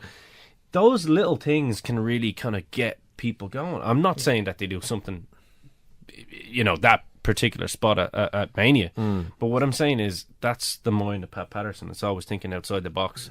Do something that can really get this match much different than what we've seen before, or what we think it could be. Here's as you were saying that, I kind of started thinking in my head, how could you do something different? Sure. And I had an idea. Right. What if you bring Dean back for this? Now I know he's injured. Right. But I remember Dean had his match with Brock, the street fight, and remember how in the build-up he tried to get into Brock's head by bringing all the weapons down and trying to get into make Brock scared. Yeah. Yeah. Do you bring Try Dean and back? intimidate him. Yeah. Do you bring Dean back to be like a valet for Roman in this case, and trying to motivate Roman and giving him advice on how to get into the Beast's head? I'm not sure even Roman needs the motivation, considering why he has an issue with Brock, because he's not showing up, like whether it's by real or by gimmick or whatever. I see where you're coming from, but he has this motivation in his head. Listen, you shouldn't be our champion. I'm gonna be one to take it for you because I'm pissed. Yeah. So, well, I think where they went wrong with Roman before was that they had Roman come off too strong on the Raws, against characters like Strowman, like Brock, to really gain sympathy for any babyface. They have to get their ass whooped. That's it. Now they've done that at Mania, but it was almost too late at that point, because they wanted to see him get his ass whooped. That's it. Yeah. But yeah, I think they can still do that though now. If they kind of really make Brock out, if they really push Brock as a bad heel and gain that human sympathy again for Roman, I think he can really get over. But didn't they try and do that the year after, when Triple H was there kicking Roman's ass for a while, even bloody and Roman, causing Roman to need surgery on his nose and everything like that, really taking him off Raw, taking him off the storyline, trying to gain sympathy, but it didn't work either. Yeah, wrestling fans are sadistic. There you go. Yeah, you can never please them all. Anyway, let's move on with our results now with Smackdown. On to the Rock Show, to the premier show, Smackdown. It started off with a promo between Charlotte and Ruby, and it's interesting. Ruby, I'm enjoying this rivalry a bit now between Charlotte and Ruby now, especially because Ruby is trying to portray Charlotte as the privileged person. Here she is saying that Charlotte is a myth, or the personification of the women's revolution, that she formed the Riot Squads to destroy that. But here's Charlotte coming back saying that she's worked harder than most because of those expectations. So it was a pretty good promo actually between the two of them. It shows as you were saying earlier on about Ruby Riott, she can talk very well, and it shows her that intrigue for this match. Yeah, and they're both trying to do a build up, because they're both gotten through 2 out of the 3 of the opposite person's group, and they're the only ones left for each other to go after. Yeah. Obviously, because Charlotte has beaten Liv and Sarah Logan. Yeah. Ruby has beaten Becky and Naomi, and Yeah. now it's those two going against each other as well. Yeah, so so booking wise, actually, is more clever than you think. Like, you know, so Would it not have been clever to have Naomi and Becky go up against Sarah and Liv then instead? what, in the 6-man or 6-woman? No, on the Fastlane show. Maybe, but I think they have an issue internally as well with like Natalia and Carmella, which is going to be a match anyway. So, like, well, I think that's the I have best. an interesting view on that, which I spoke about on the prediction video Okay, about how I think that might play out. okay. Well, we'll for those I'm not going to give that away. Yeah. I'm not gonna give that We'll away. move on with Randy Orton took on Jinder Mahal with Bobby Roode at commentary. Pretty good match, as it was what it was. Like, you know, It was Jinder Mahal beating Randy Orton for the 4th time in a bothers row. me. The 4th time, not in a row. Sorry, Randy got a 1 win back. by distraction from Bobby Roode because I think wasn't it was it Mahal who bumped Orton into Roode or something like that while he was on No, commentary? Or was it Orton reruns? bumped Mahal into Rude, and then Rude got up on the apron and got Randy's attention, saying, "Why did you do that?" And then It was a silly finish from Witcher there. Oh, in this finish, it was Orton that went into Rude. was it? I thought it was... On SmackDown, yeah, because Yeah. I only watched it an hour ago. I wrote it down. Yeah, it was Orton that went into Rude, Okay. and then that's how Mahal picked up the win. It was pretty Pretty we can't typical curse, sort so of we'll when just there's... say it was pretty sucky. It's a typical It's a typical 3-man rivalry sort of finish to a But match it's also when someone's on commentary. Lazy writing. but it's also a Yeah. typical. It's Road Dogg. It's also a typical Orton Mahal match in the sense that Singh gets his ass kicked by an announce table again. That spot, they just love that spot, don't Yeah, they? yeah, but it's another one where the table wins. I am the table. So like where You just wanted to play that. It's stuff. so badly. That's, You have no you idea. just wanted it. Do it again. Go on. Come on. I am the table. Do you ever watch Botchamania? Yeah. That bothers me, man. We were talking off air earlier, yourself and myself, about Randy. I mean, what's the end game for Randy? What are they doing with him? I mean, I think Randy's looks better now than he has in years. Well, he should be I heel, think end of I story. think what's happening he's is a heel, and he should be champion as a heel. He's that good. He's going through the motions at the moment because the rumours are he's going part-time after Mania. Well, if I was him, I'd quit. He's got all the money he wants. Just Yeah. He's get pretty away beat from up these as well, I'm Hollywood. sure, at this Yeah, he's stage. having a lot of shoulder problems. He's been gone isn't he? So- non-stop for like the last 15 years. Yeah. With a lot of injuries in the way as well. Get so- away from these Hollywood B writers. Come on. Having you lose to Jinder. Nakamura had an interview backstage where he said he hopes AJ wins and he wants that match as well, like AJ was a one-on-one match. Here's Rusev and Aiden English coming in. Here's English who can't even talk because of Nakamura's knee the week before. Rusev challenged him to a match at Fastlane, which Nakamura accepts in an Aiden English impression, saying it'll be Nakamura Day. But I love about He this. sang it. But what I love about that is Rusev's response to it. Say, you can't just make up your own day. What's going That's on? brilliant. That was the kicker of that promo for me Yeah. too, because I did actually mark out for that as soon as Rusev said that, and he was actually laughing when he said it. So Yeah. that was pretty cool. Him with his promo work, and even online and Twitter and everything, he's just fantastic. I don't know why they just haven't pulled the trigger on him now. He's, with this he's Rusev Dennis thing. from Always Sunny. Yeah. He's that guy that you just have to like. Yeah. Exactly. Carmella took on Becky Lynch. It was a match that Carmella largely dominated until Lynch just followed with strikes, super kick. Carmella hit the super kick. Then basically Carmella threw a fit. Lynch hit the exploder in December. That was that. It's sort of like adding heat to a last minute match, essentially. Nothing more than that, really, for this one. But the match wasn't announced till after it was finished. Yeah. You know. So adding heat to what was the match. Probably In general, the case. for a go home show, like apart from the main event, it wasn't really hyping you up for Fastlane, was it? No, not at all. Well, let's get on to that now. So first of all, AJ had a segment saying that he needs to win a Fastlane and doesn't plan to lose and doesn't want Cena involved in that match because it is his Mania moment to go there and face Nakamura because that's his dream match, and saying that match between them will be phenomenal. Here's Dolph Ziggler coming out with a very good promo saying that, noting that when you fail, they will stab you in the back. Ziggler overcame the odds and become a champion. Everyone loved it and it was a great moment, but these people didn't deserve it. And he's never had a singles match in Mania, and that's criminal, which is hard to believe. He said one. He said One match in how many years? 10. And which I find amazing. When you look at how talented Dolph Ziggler is, that's incredible to believe. Yeah. So It was the same as Zack Ryder. He never had a singles match either. true.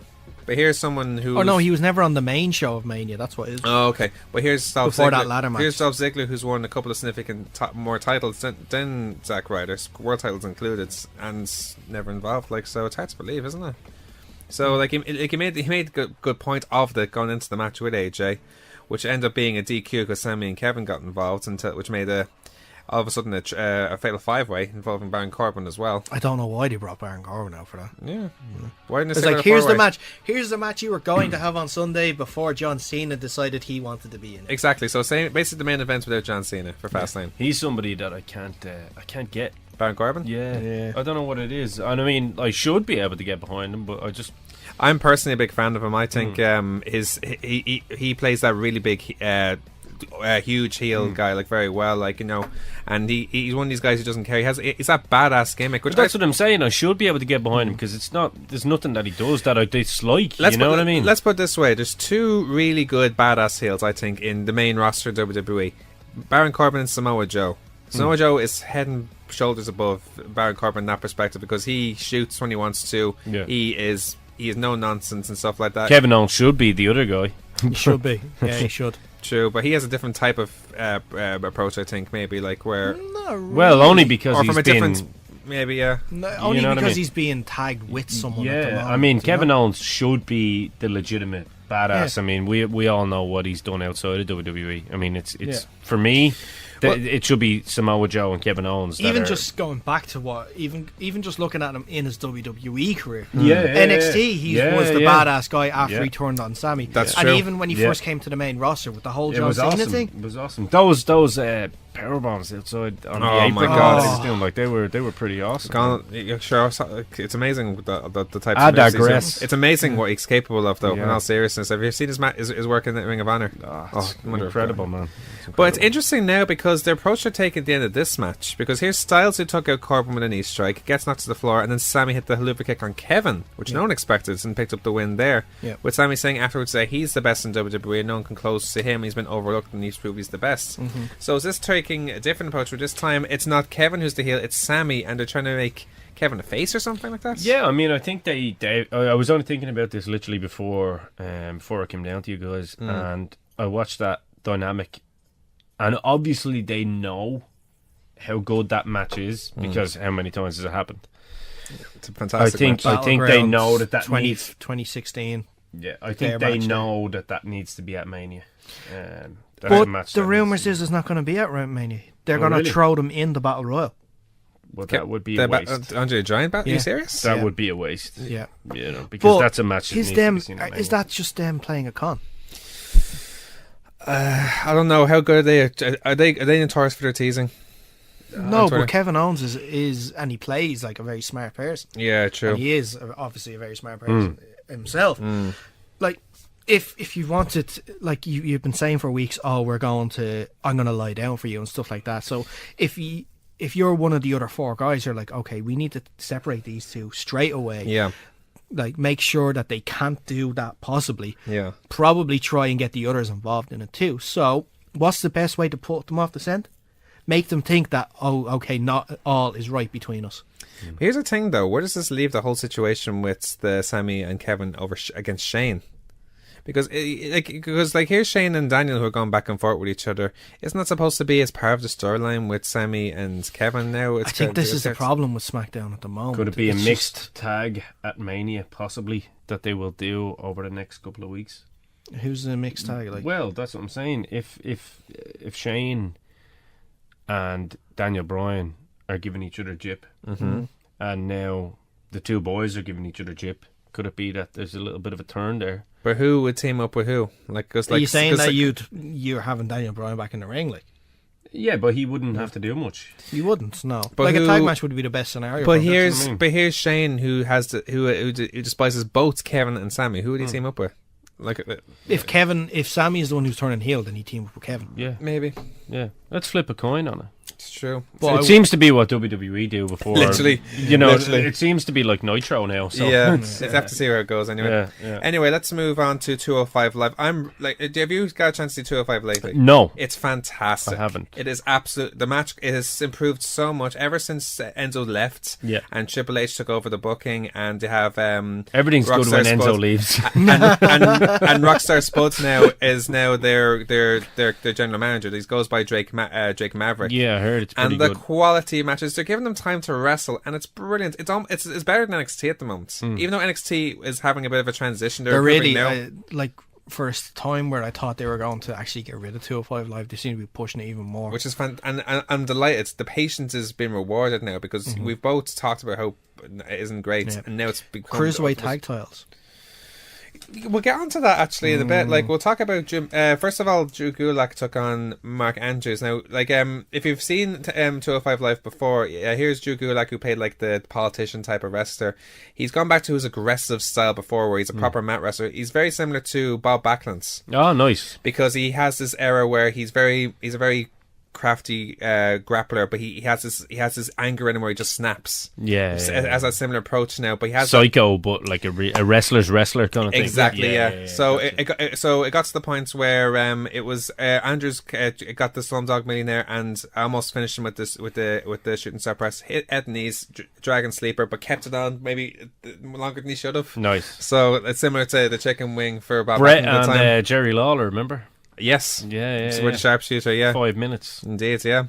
Now, going back to what you were saying, Hideo Itami and Akira Tozawa are tag teams together. How's Otami doing? Well, at the moment, he is Not great.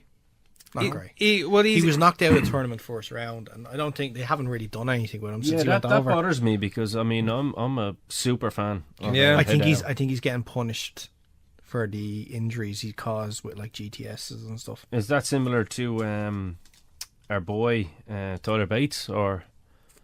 Tyler, I don't know what I think they're keeping him there so they can have him. If you know what I mean, they're putting him in it every now those and again. UK contracts. you I know he's being punished, all right, but Finished?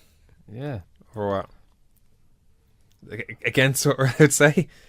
Alright, fair enough. he's saying no comments. We'll Sorry, stop the there. WWE stooge just came in and stopped us from. Oh, saying okay. anything there, yeah. There he is walking. No, around the I door. heard he was being punished. Now, listen, this isn't from any kind of source No, or no. anything, but By speculation. I did hear. I mentioned this to you on the phone the other day. I heard Taz talking about what he would do with Tyler Bates, and I thought it yes. was a really good.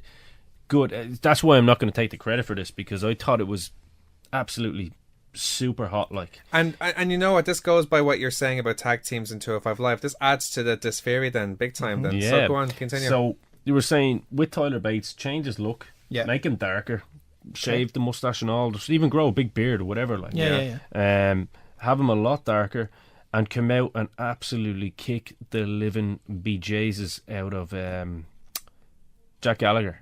Okay. Okay. And, like, smack him around with the umbrella and everything. Yeah, like, yeah. just completely, because he's on this losing streak. Have that frustration eventually Where he just build up, snaps. like, Yeah. and I think that would be really good because you would see a super hot match with the two boys as well. Do you know what I mean? Yes, and Two UK workers that would just be And two as good as any UK style wrestlers Yeah, as it yeah, gets yeah. as well. Yeah. Like, you know, that's like the darkest World of Sport match you can think of. It like, would be. so. Yeah, I was just gonna say it would be like World of Sport meets, you know, the WCW Cruiserweight division. That's it, yeah. Do you know what I mean? Just absolutely super hot. The other, match, the, yeah. the other cruiserweight match was Buddy Murphy, who is Buddy Holly, were you about to say? almost say Buddy Holly. Buddy Murphy Good singer.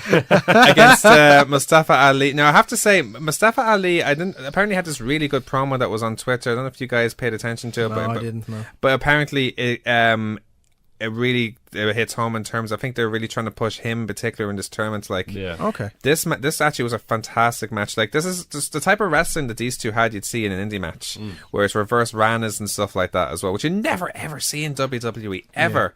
But it got to the point where like it was also very intelligent how it was booked. Like, you know, here's Ali working the arm of Buddy Murphy, which contributes to the finish, where Murphy was trying to apply the finisher, but his arm gave him issues, and he cradled them up for the win.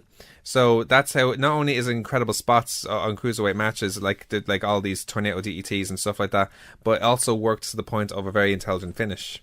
which I think is not only is a very good wrestling to watch, but it's very clever booking. I did see the highlights of this match because I kind of have I don't know why, I just have an investment in Buddy Murphy because I think he's definitely underutilized in WWE. He has been since Blake and Murphy broke up. I thought they were one of the hottest tag teams in NXT. I think they were the hottest tag team, one of the first hottest tag teams in NXT, and I thought they were going to be shoved up to the main roster. Unfortunately, it never happened. Yeah. But now that he seems that he's found a home on 205 Live, and the sort of character that he has, that he's going as this fighter, sort of trying to make weight for every fight and everything, and which is class, isn't it? the way the commentary I like that idea. uses it as well. The commentary uses it as well by saying, okay, so he weighed in on Tuesday morning or Monday night, so since then he's replenished his energies. You can see now he's a lot bigger than his weigh in and stuff. He looks, it's perfect, I think, and he's the type, because his physique alone actually lends to that as well. That's it, yeah. So that draws the semi-finals now for the cruiserweight tournament. Stu Gulak against Mustafa Ali and Roderick Strong against Cedric Alexander. So those are two very good matches. Alexander against Gulak, I think, in the final. I predict that too. Well, I'm going to watch that. I'm going to watch that. I encourage you big. It's so good. I encourage you big check time. it out. Well, the mixed match challenge, we'll just get to very quickly. This week it was Braun Strowman and Alexa Bliss, which is brilliant to watch. It's so funny if you haven't had a chance to see it. I've seen the dynamic between those two, and I have to say the chemistry. Yeah, I was just going to say the chemistry is phenomenal. They took on the real life couple of Jimmy Uso and Naomi, but it was so funny because it almost seems like they're developing a crush for each other at this stage. Because here's a baseball slide drop kick where Bliss fights off Naomi, heads off and gets cut off, lands on Braun, and where they're holding each other, they're almost gazing at each other in a way. Then puts her back in the apron, and this time Naomi catches her again, and she ends up getting caught in between, making Strowman fall, and she's straddling him. She's straddling him. Yeah. Couldn't find the words. Yeah.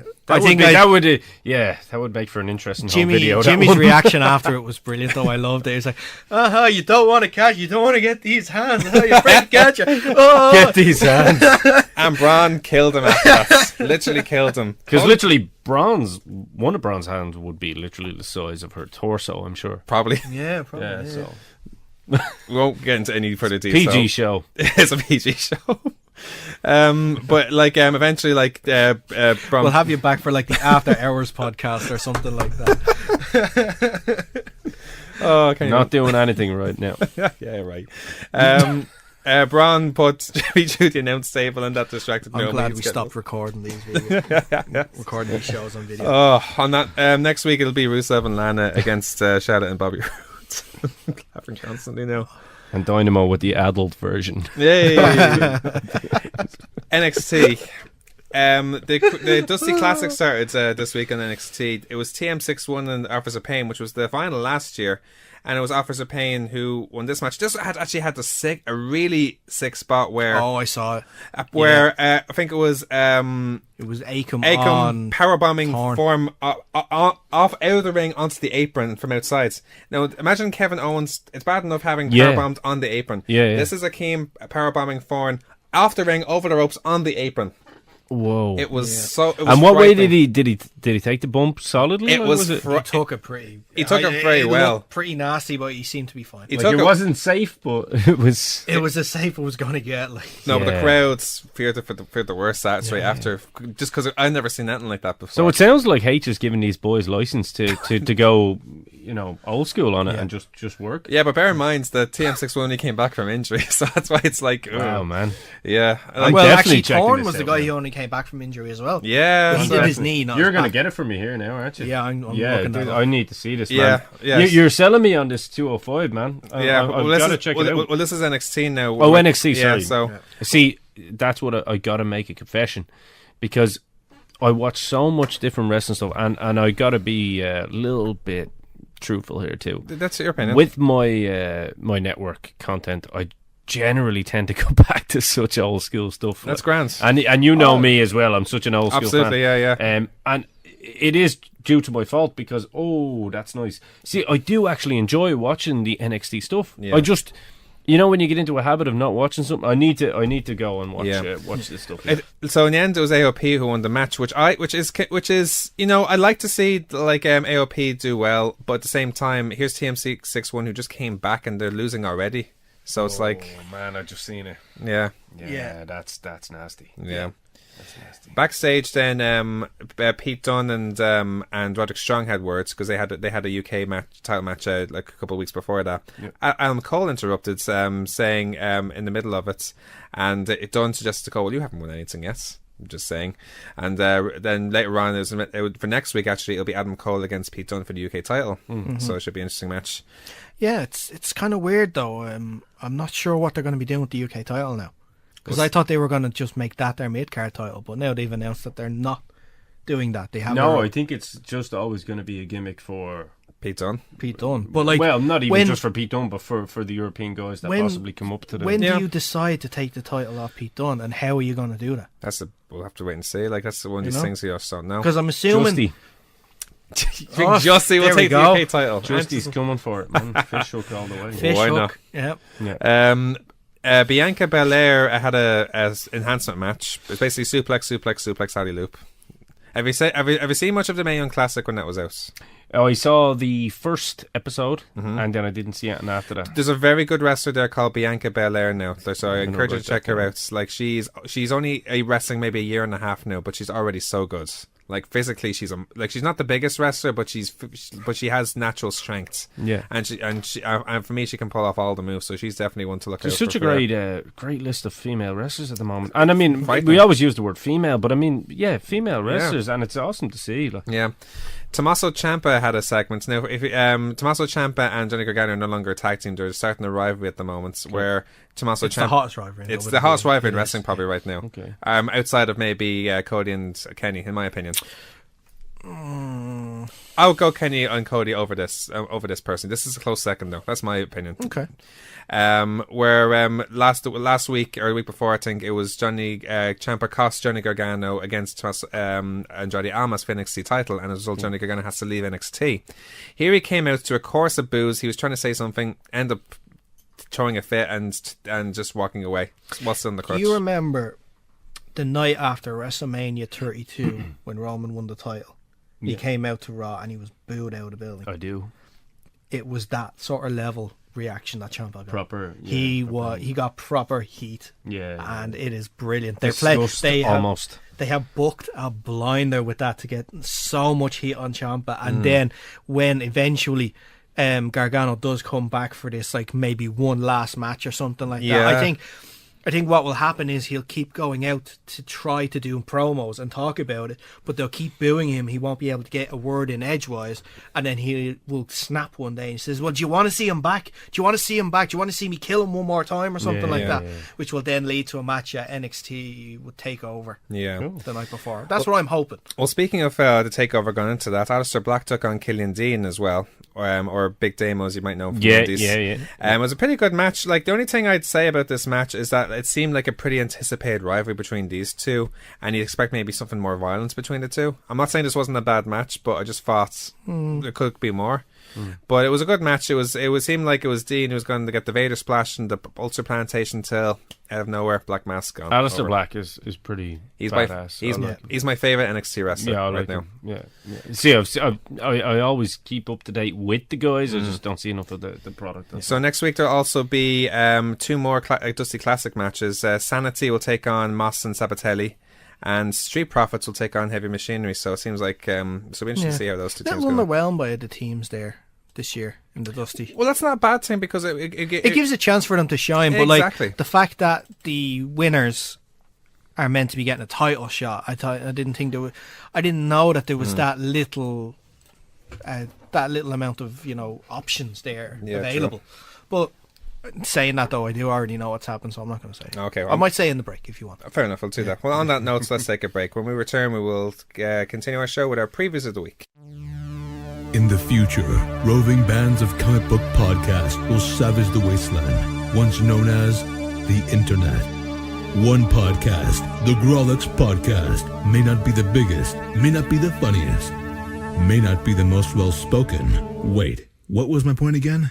Oh yes, the Grawlix Podcast. Listen to it at grawlixpodcast.com. That's GRAWLIX podcast.com. We're back here on 90.3 Near FM with the Kickouts, your weekly pro wrestling guides. Now let's continue on our show now with our previews of the week. Why, look at what we have here, folks! We have a few previews to bring up this week. We'll first start off with Low Blows Wrestling Parties, who are back with their No Spoiler Mondays. They had their first one just a couple of weeks ago, or last week I should say, with Elimination Chamber. It was actually a class night. Like, it was very chilled. Yeah, it was a very chill night. Like, they had a pool tournament as well. Like, they're having like a pool thing at the moment as part of like a gimmick where they're putting videos up and everything. Like, so, like a friend of mine, Dave O'Neill's the current champion, and in WrestleMania he's taking on Phil Boyd's. Who apparently, I'm not sure if you know this, he's a semi-professional pool player. Phil? Yeah. Phil's one of my, my history with the Fight Factory. Phil was a phenomenal pool player. And also a really, really good darts player as well. Oh, there's no darts over there. Shame that there's nothing wrong with that. I'm sure Phil will get that involved. Just bring the dartboard with you, it's fine. Yeah. Anyway, the event is on Monday, March 12th, the day after Fastlane, at Buskers in the Ball in Dublin. Tickets are free for Lobos Network subscribers, but there are limited tickets at the door, and you can get them on eventbrite.ie. There's also drink promos on the night for that as well. So this is Monday coming. So the night after Fastlane, they have an event where they have in Buskers in the Ball. It's basically for people who don't want to wait, stay up late to watch it and just have it on the Monday. Come home from work. Yeah, they can go home and there's enough time then to get the last bus home. So it works for always. Implore everybody to go to it. Now, of course, like us, OTT were victims of the Beast from the East just gone, and as a result of that, their Outer Space Odyssey card had to be cancelled. But they combined a lot of the concepts of that show into OTT Contender 7, happening on Saturday, March 18th at the Ringside Club National Stadium in Dublin. There's still tickets available on eventbrite.ie. So the matches they had before that were Jonah Rock taking on Terry Thatcher. That's actually Terry Thatcher now is actually he had such a great performance in the last cards, where he was sort of like just a usual type of heel character, but he had a fantastic performance now. They're doing like sort of a stable rivalry now between three different stables.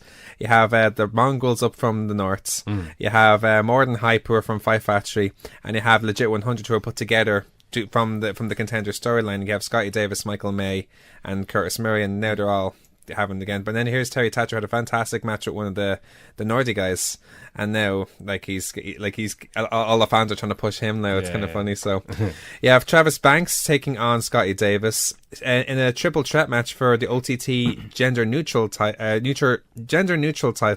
The Session Mont Martina will defend the title against LJ Cleary and Chris Brooks from CCK. You have the Kings of the North to take on Aussie Open. That's a fantastic match. Have you seen Aussie Open before? Yes, they're a fantastic team. That's the one that stood out to me there. Yeah, actually, this is a match that was supposed to happen in Space Odyssey, Outer Space Odyssey. The team of Be Cool, I Am Cool, aka Joe Coffey, and Big Daddy Cool, who we actually don't know who it is, but we can only speculate. We'll take on Angel. That's what I thought too. No, because I heard you talking about it. That's why I thought I'd say. We'll take on the team of Angel Cruz, Team Rick from Team P. Rick. We can't say the full name, obviously. PG. Yes. And the returning Electrode, who apparently is Angel Cruz's hero. It's Angel Cruz's Luke. Yeah. Also, Darren Carney and Nathan Martin from More Than Hype will take on Curtis Murray and Michael May in a tag team match. Also, they're announcing the brackets because Jordan Devlin now has been recrowned OTT World Champion. He's now the NLW Championship is now going to be the main title for the Contenders show, and they're announcing the bracket for that in this show as well. So yeah, but it'll also be defended at OTT shows as well. Yeah, I know that. So, but still, it's such a great concept, to have that, as we talked about last. So it's kind of like the way they had the WWE Championship and then the World Championship. Exactly. Yeah. They also announced OTT this week also announced details regarding both their OTT Martinez Gaff Party 3, which is happening on March 31st, and their OTT Valiant show on April 1st, which is their all-female cards for that. Defiant, excuse me. Did I say Valiant? Defiant, excuse me. Valiant, yeah. I have it down Valiant here. Valiant effort there, Dave. Yeah. For OTT Martinez Gaff Party 3, the Session Mont Martina will be defending her gender-neutral title against TK Cooper and Joey Janela in a triple threat match. Jordan Devlin will take on Angelico, who fans of Lucha Underground may be familiar with. And Scotty Davis will take on Mark Haskins 1-on-1. That's going to be some match. That's going to be a hell of a match. Yeah. And for Defiant, Session Matt Martina will defend her OTT women's title in a fatal 4-way against winners in qualifying matches. There's 3 qualifying matches. Katie Harvey against Valkyrie, which I think is a fantastic match. Katie. Valkyrie, if you've seen her lately, is doing so well though. Yeah. That's a really intriguing match for me. Nina Samuels will take on Sami Zayn, and there's also a match where we don't know the competitors for. That's a mystery until the night of the show. Also, Tennille Dashwood. Tennille Dashwood, possibly. I just want to go on record again, because I've said this on every single podcast I've ever done. Yeah. I still believe that Katie Harvey is the best female worker probably anywhere. I can't argue with that. I really can't do. argue with that. And I mean anywhere. So just... Also, on the Defiant card, Dash Kasako from Stardom, I think, will take on Jordane Grace 1-on-1. And the team of Laura De Matteo and Chris Wolf will take on Charlie Morgan and Charlie Evans in a tag team match. So, like, De Matteo, Morgan, and Evans, who, if you've watched Progress, they're 3 very good female wrestlers. So, definitely some nice content there. Jesus, it's really good, isn't it? Yeah. Now, going back to Low Blows, them and Fight Factory Pro Wrestling will be holding an event together called In Your Boozer, which will be happening Wednesday, March 21st at Buskers in the Ball. Tickets are free for Low Blow Network subscribers, but are also available on eventbrite.ie. It will feature a live recording of Justy's podcast, the Spandex Pantomime. Now, if you've listened to it before, it's brilliant. It's just him chatting with his friends. Yeah. He had chats with Worky from the Flats about all the old promotions from back in the day, like DCW and stuff like that. Like, so he owes me the favour too. I'll probably be on that at some point. They'll also be doing commentary of Fight Factory's last show, Dive Hard, that happened at Eastwall a couple of months ago. So, like, if you get the chance to see their shows, by the way, it's fun. They're actually classic to watch. I actually got my ticket for their next show. Yeah, the best name ever for a show, by the way. We're going to be advertising that soon. Like, it's on Good Friday, I think, isn't it? Yeah, the 30th of March. Yeah. They'll also be having a WrestleMania-style quiz and pool challenges against Fight Factory stars. So Phil Boyd will probably be involved there, I imagine, again. So he'd be the trump card. Indeed. Yeah. Finally, then, Uprising Wrestling up in Belfast will be having their second live in Crumlin Roads golf event happening on Sunday, March 25th. Tickets are still available on eventbrite.ie. No matches have been announced as such yet, but Jordan Devlin, Adam Maxted, Kings of the North, Angel Cruz, Curtis Murray, Alexander Dean, Eddie Stone, Gavin Fitz, Stephen Cavell, Scotty Davis, and Debbie Cattell are all confirmed to appear on that. So a lot of cool events coming up. Yeah. But that's our previews of the week, and let's finish off our show now with our, if I just get this right, with our yes nos. Now, we opened this up to our listeners last week. We got we got just one response to it, but we might as well answer it there. Colin Gardner, who's a regular listener to our show, involved with Forever Wrestling. That's his. He does like a news report thing for it, like, so it's a pretty cool thing he does. He asked us about Rey Mysterio to appear in WWE. No. Well, at the moment, because of his injuries, it's going to be scrapped anyway. So yeah. So it's unfortunate about that. So. Unfortunately, no. I'd love to see it after his injury, though. After his injury, yeah. Oh, well, actually, I would have preferred even just a WrestleMania match. I would have been happy with. If it was just a WrestleMania Rey Mysterio match, fine. What about SummerSlam? If he comes back for that, though. If he comes back for SummerSlam, that's fine too. You know, just if you bring him back full time, he's going to end up in one place and one place only. What do you think? What do you think? I think he'll be back? Yeah, for WWE. Yeah, I think it's only a matter of time before he's back. Whether it's going to be, in a full-time capacity or not, I don't know whether his body could take that, but I do think he'll be back. Sasha Banks against Bayley at WrestleMania. Yeah, it's leading that way, isn't it? Yeah. Like, I like who's the heel, who's the face. I still don't know. I want Bayley to be the heel so badly. That's me now. But Sasha is the better heel. But we don't know. We don't know. But how can you turn? Like, you're gonna have to turn Bayley's gimmick totally around. Yeah. Well, and the only thing I'm scared about... Well, that could be a good thing. That could be a good thing, though. A heel can't be a hugger. A heel can't be a hugger. She can be a puncher instead. Yeah, or something else. Yeah, I'd like... What? We can only assume what you mean by that. Yeah, everyone always thinks I'm the bad guy. Even though it's our own brains that are going that way. Yeah. I'm just leading you to think that. You're just leading us to the river. It's our choice to swim or not. Yeah. And we're right underwater. But no, I agree with Dave. I think I would love to see Bayley as a heel. I think she's got all the potential in the world to pull that off really well. Yeah. So it'd be an interesting dynamic, that one. Nia Jax to turn face. It'd be interesting how they played that. It's that's like one of these things we just don't know. We've always seen her as a He's heel. trying to do the same thing as he did with Braun, to do a gradual face turn, I think. Yeah. But yet still possessing the potential to destroy absolutely anyone. The difference with Braun, though, is that he is drawn by his capabilities physically as well. Although Nia has that quality, it's not the same as Braun. Yeah. To pull off eventually being sympathetic with the crowds to make him turn face. So that's where she falls short. It's more of a sympathetic card in her sense, which is it seemed what they're trying to push with her losing to Asuka, and maybe everyone gets on her side over that case, like, you know what I mean? And I think as well, like, I mean, to kind of talk about something outside of the wrestling thing, the way she's been kind of really promoting that kind of the big girls can look good too, thing, you know, putting their swimsuit stuff up. Yeah. I think a lot of people, and girls especially, and guys nowadays, can kind of sympathise with that. And not even sympathise, but kind of say, fair play, you know, that shows young women. She's kind of an inspiration to young women in that sense. It is. So maybe that's where a lot of that is coming from too. Yeah. 2 possible returns to WWE. First off, Bobby Lashley. Yes. Yeah, it's a given, isn't it? Yeah. I think it's any time now. I think they might wait till the night after WrestleMania. Like, he could be a legitimate first opponent for Roman after he wins the title. Why not? Yeah. I'd love to see him and Brock, even though it'll probably be a weird match. No. I still get the feeling that Brock's not going to sign a new deal. Part of me hopes he doesn't, if I'm brutally honest. That's just me. I can see why you don't. Yeah, I can definitely see why you I'm just fed up with him as champion. That's just me.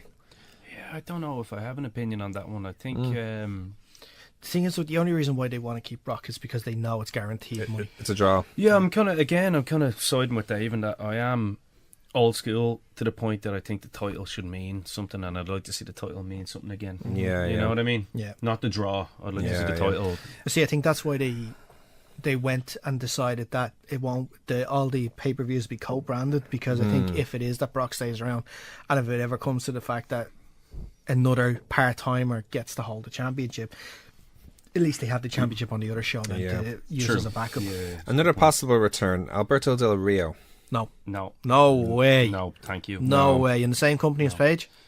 I'm friends with Ricky Knight, and you know this. Yes, I'm very friends with Paige's family. So no, thank you to Del Rio. Okay, we'll leave it there.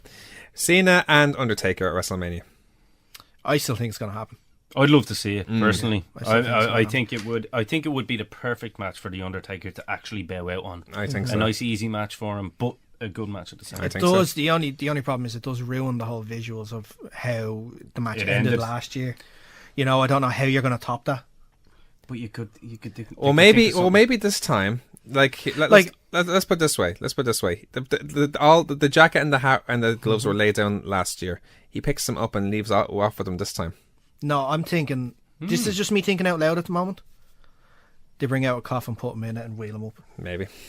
That's finally actually taken away. Or okay, he leaves John Cena lying down with the gloves and the hat over him, and John Cena has to lie there for 45 minutes while they're cleaning up. Can I get up now? No, stay down there. No, this is his tribute. You stay there. No disrespect to John. As long as they don't have the stage like 120 yards like they did last year. Ruby Hardy to make WWE debut at Ultimate Deletion.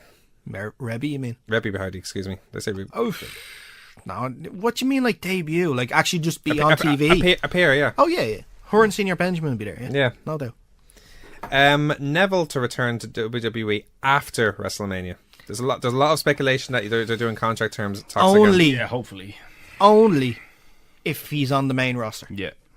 Not 205. Not 205. He's too good for that. He's way too good, man. Yeah. Way too good. Yeah. Big Show to return at WrestleMania. Possibly for the Andre the Giant thing. Yeah, I think so. I think he deserves that payoff. He's worked his ass off. He does, but I think this is going to be his last WrestleMania if it is. Yeah, Do you not think he deserves a one-on-one? instead of being in a battle royal. Well, this match, If it was his last one, then. well, it's not a bad idea having in the Andre the Giant Battle Royale, in my opinion, because think of it, like that match is designed for like the bigger man is the guy who has the advantage. Here's a guy who's always had that. That's a very interesting point. But in all the years of the Andre the Giant Battle Royal, Words. Doink. They fail me. Doink the Clown's going to win it this year. How many years has the bigger man won it? Not that often. Well, last year it was your man. What was it? Last year it was Mojo. Yeah, Last year was Mojo. He's not a bigger man though. exactly. He's a big man, Yeah. but not the biggest man. But Baron then Corbin won it one year. He's not the biggest man. But he's still a big man. He's a big man. in today's wrestling world. Yeah. he's huge. Yeah. In today's bit, like You know, but like the smallest guy is one that is Cesaro. Cesaro won it. Yeah. Yeah, he was the first. And then the year before that was No, there wasn't a year before that. wasn't it? No, he Did was he the win first. the first one? He was the first one. I thought Big Show did win it one year. Yeah, that was Big Show. That was the year after. That was 31. Oh, okay, that was the second. I think yeah. though, to bring some credibility to the trophy, which it should be because it's Andre the Giant. I think the Big Show coming back and maybe having a bow in and make the match really interesting would be a good idea. Now, speaking of big men, Keith Lee and Walter, who are two big indie names at the moment, them joining WWE. I don't know the guys. I'm Now, sorry. Keith Lee is probably one of the most physically daunting wrestlers in the world when it comes to indies. He has all these he's basically a 350 pounder who moves like a cruiserweight. He had a fantastic. He wrestled a couple of times in OTT. He'll be wrestling in Scrappermania against Minoru Suzuki, which you have to see. Okay. He had a fantastic match with Speedball Mike Bailey, who's a very good Canadian wrestler. Like I don't know if you know him. I don't know who he trains with. I think he trains in Montreal, but he had he's not allowed to work in America due to visa issues. But he's done so well before that. He was in the finals of Battle of Los Angeles at one stage. Yeah, well, something to do with that. Anyway, I don't know. Okay. But anyway, you have to check him out. Walter is like the big man from Germany. He's the head trainer of Wildside Extreme Wrestling over there. Okay. So he's involved with Ring Camp over there, like with Timothy Thatcher and guys like that over there. But these are the two probably biggest guys in the indies, or two most well-known big guys in the indies. Okay. So that's massively why WWE wouldn't be attracted to him, because they're the big guy bunch. But no, it's not happening. They've already said it's not happening. There's no contact. Yeah, no, Walter has completely denied it. So that's there's too much choice for them at the moment, isn't it? Like, there's just so too much choice. Yeah, you know. But that's what I like though as well. It's not the be all and end all WWE anymore. That's what I like. Finally, and this is probably it's only fitting this rumor comes up, CM Punk to appear in the All In show. I'll say yes because I want it to happen. Yeah, I do want. It's a heart and head thing. I want to hear that guitar riff. I want to hear the scattering of like changing a channel or stuff, or tuning a radio. It doesn't have to be the Yes, part it of it does. though. No, it doesn't. Yes, No, it it doesn't. Yes, it does. He didn't come out to that in UFC, did he? No. Doesn't matter. This is not UFC. Oh no. I'm saying I'd settle for AJ as well. AJ would be fine. Yeah, I'm saying no. No. Yeah, I don't think. I think Punk is. I think not this side of his UFC fight anyway. No way. Yeah. No way. He hasn't actually been announced yet for a UFC fight. No, but it's. Yeah, they are coming. It seems that he's when gonna is the UFC event in Chicago? Oh God knows. I have no idea. Like Couldn't tell you, man. Yeah, no. Couldn't tell you. I think it's June. Think. Okay. Oh, yeah, that rings a bell actually, because I think it's actually close to my birthday. I think it might even be on June the 9th, actually, which is my birthday. I did hear something along those lines, so yeah, maybe that'll be a good luck omen for him. Cool. Interesting to see how it develops anyway. But anyway, that's all the time we have for this week on The Kickouts, your weekly pro wrestling guides, right here on 90.3 Near FM, on all good podcasting providers, and on the EMC Podcast Network. Make sure to check us out on Facebook at facebook.com/The Kickout Wrestling, our Twitter at The Kickout Live, our Instagram at The Kickout Wrestling, my Twitter at Dave Bandana, and Darrah's at Mars Bar. Now, before we go, obviously want to make a shout out to Dynamo's Dozen as well. Where can people find your content? IanKelly800.podbean.com. You can go there, follow it, and the content will go straight to it. On iTunes, Dynamo's Dozen on iTunes, and all good podcast providers as well. Facebook, Instagram, all Dynamo's Dozen. Awesome. You'll find it. Awesome stuff. Well, listen, Ian, This is actually, for me, one of the most enjoyable shows since we've started. Yeah. Like, it's been actually awesome having you on. It's so awesome when we have a different opinion coming in, but yours is so enlightful and it's from such a different perspective, as you said just before, like a booker's point of view. Sure. But we embrace that so much. So listen, it's been on. We wanted to have you on again, big time. It's been my pleasure, and thank you so much, sir. Sirs, should I say? Gentlemen, no, it's been a pleasure, and I'd be delighted to come back on again. And I'll have you guys on my show again. Awesome, soon, definitely. Awesome. So we'll be back next week with the latest content from the world of pro wrestling, both here and abroad. But until then, I've been Dave Cullen. He's been Daragh Maher. This has been the Kick Out, your weekly pro wrestling guide. Thank you so much for listening.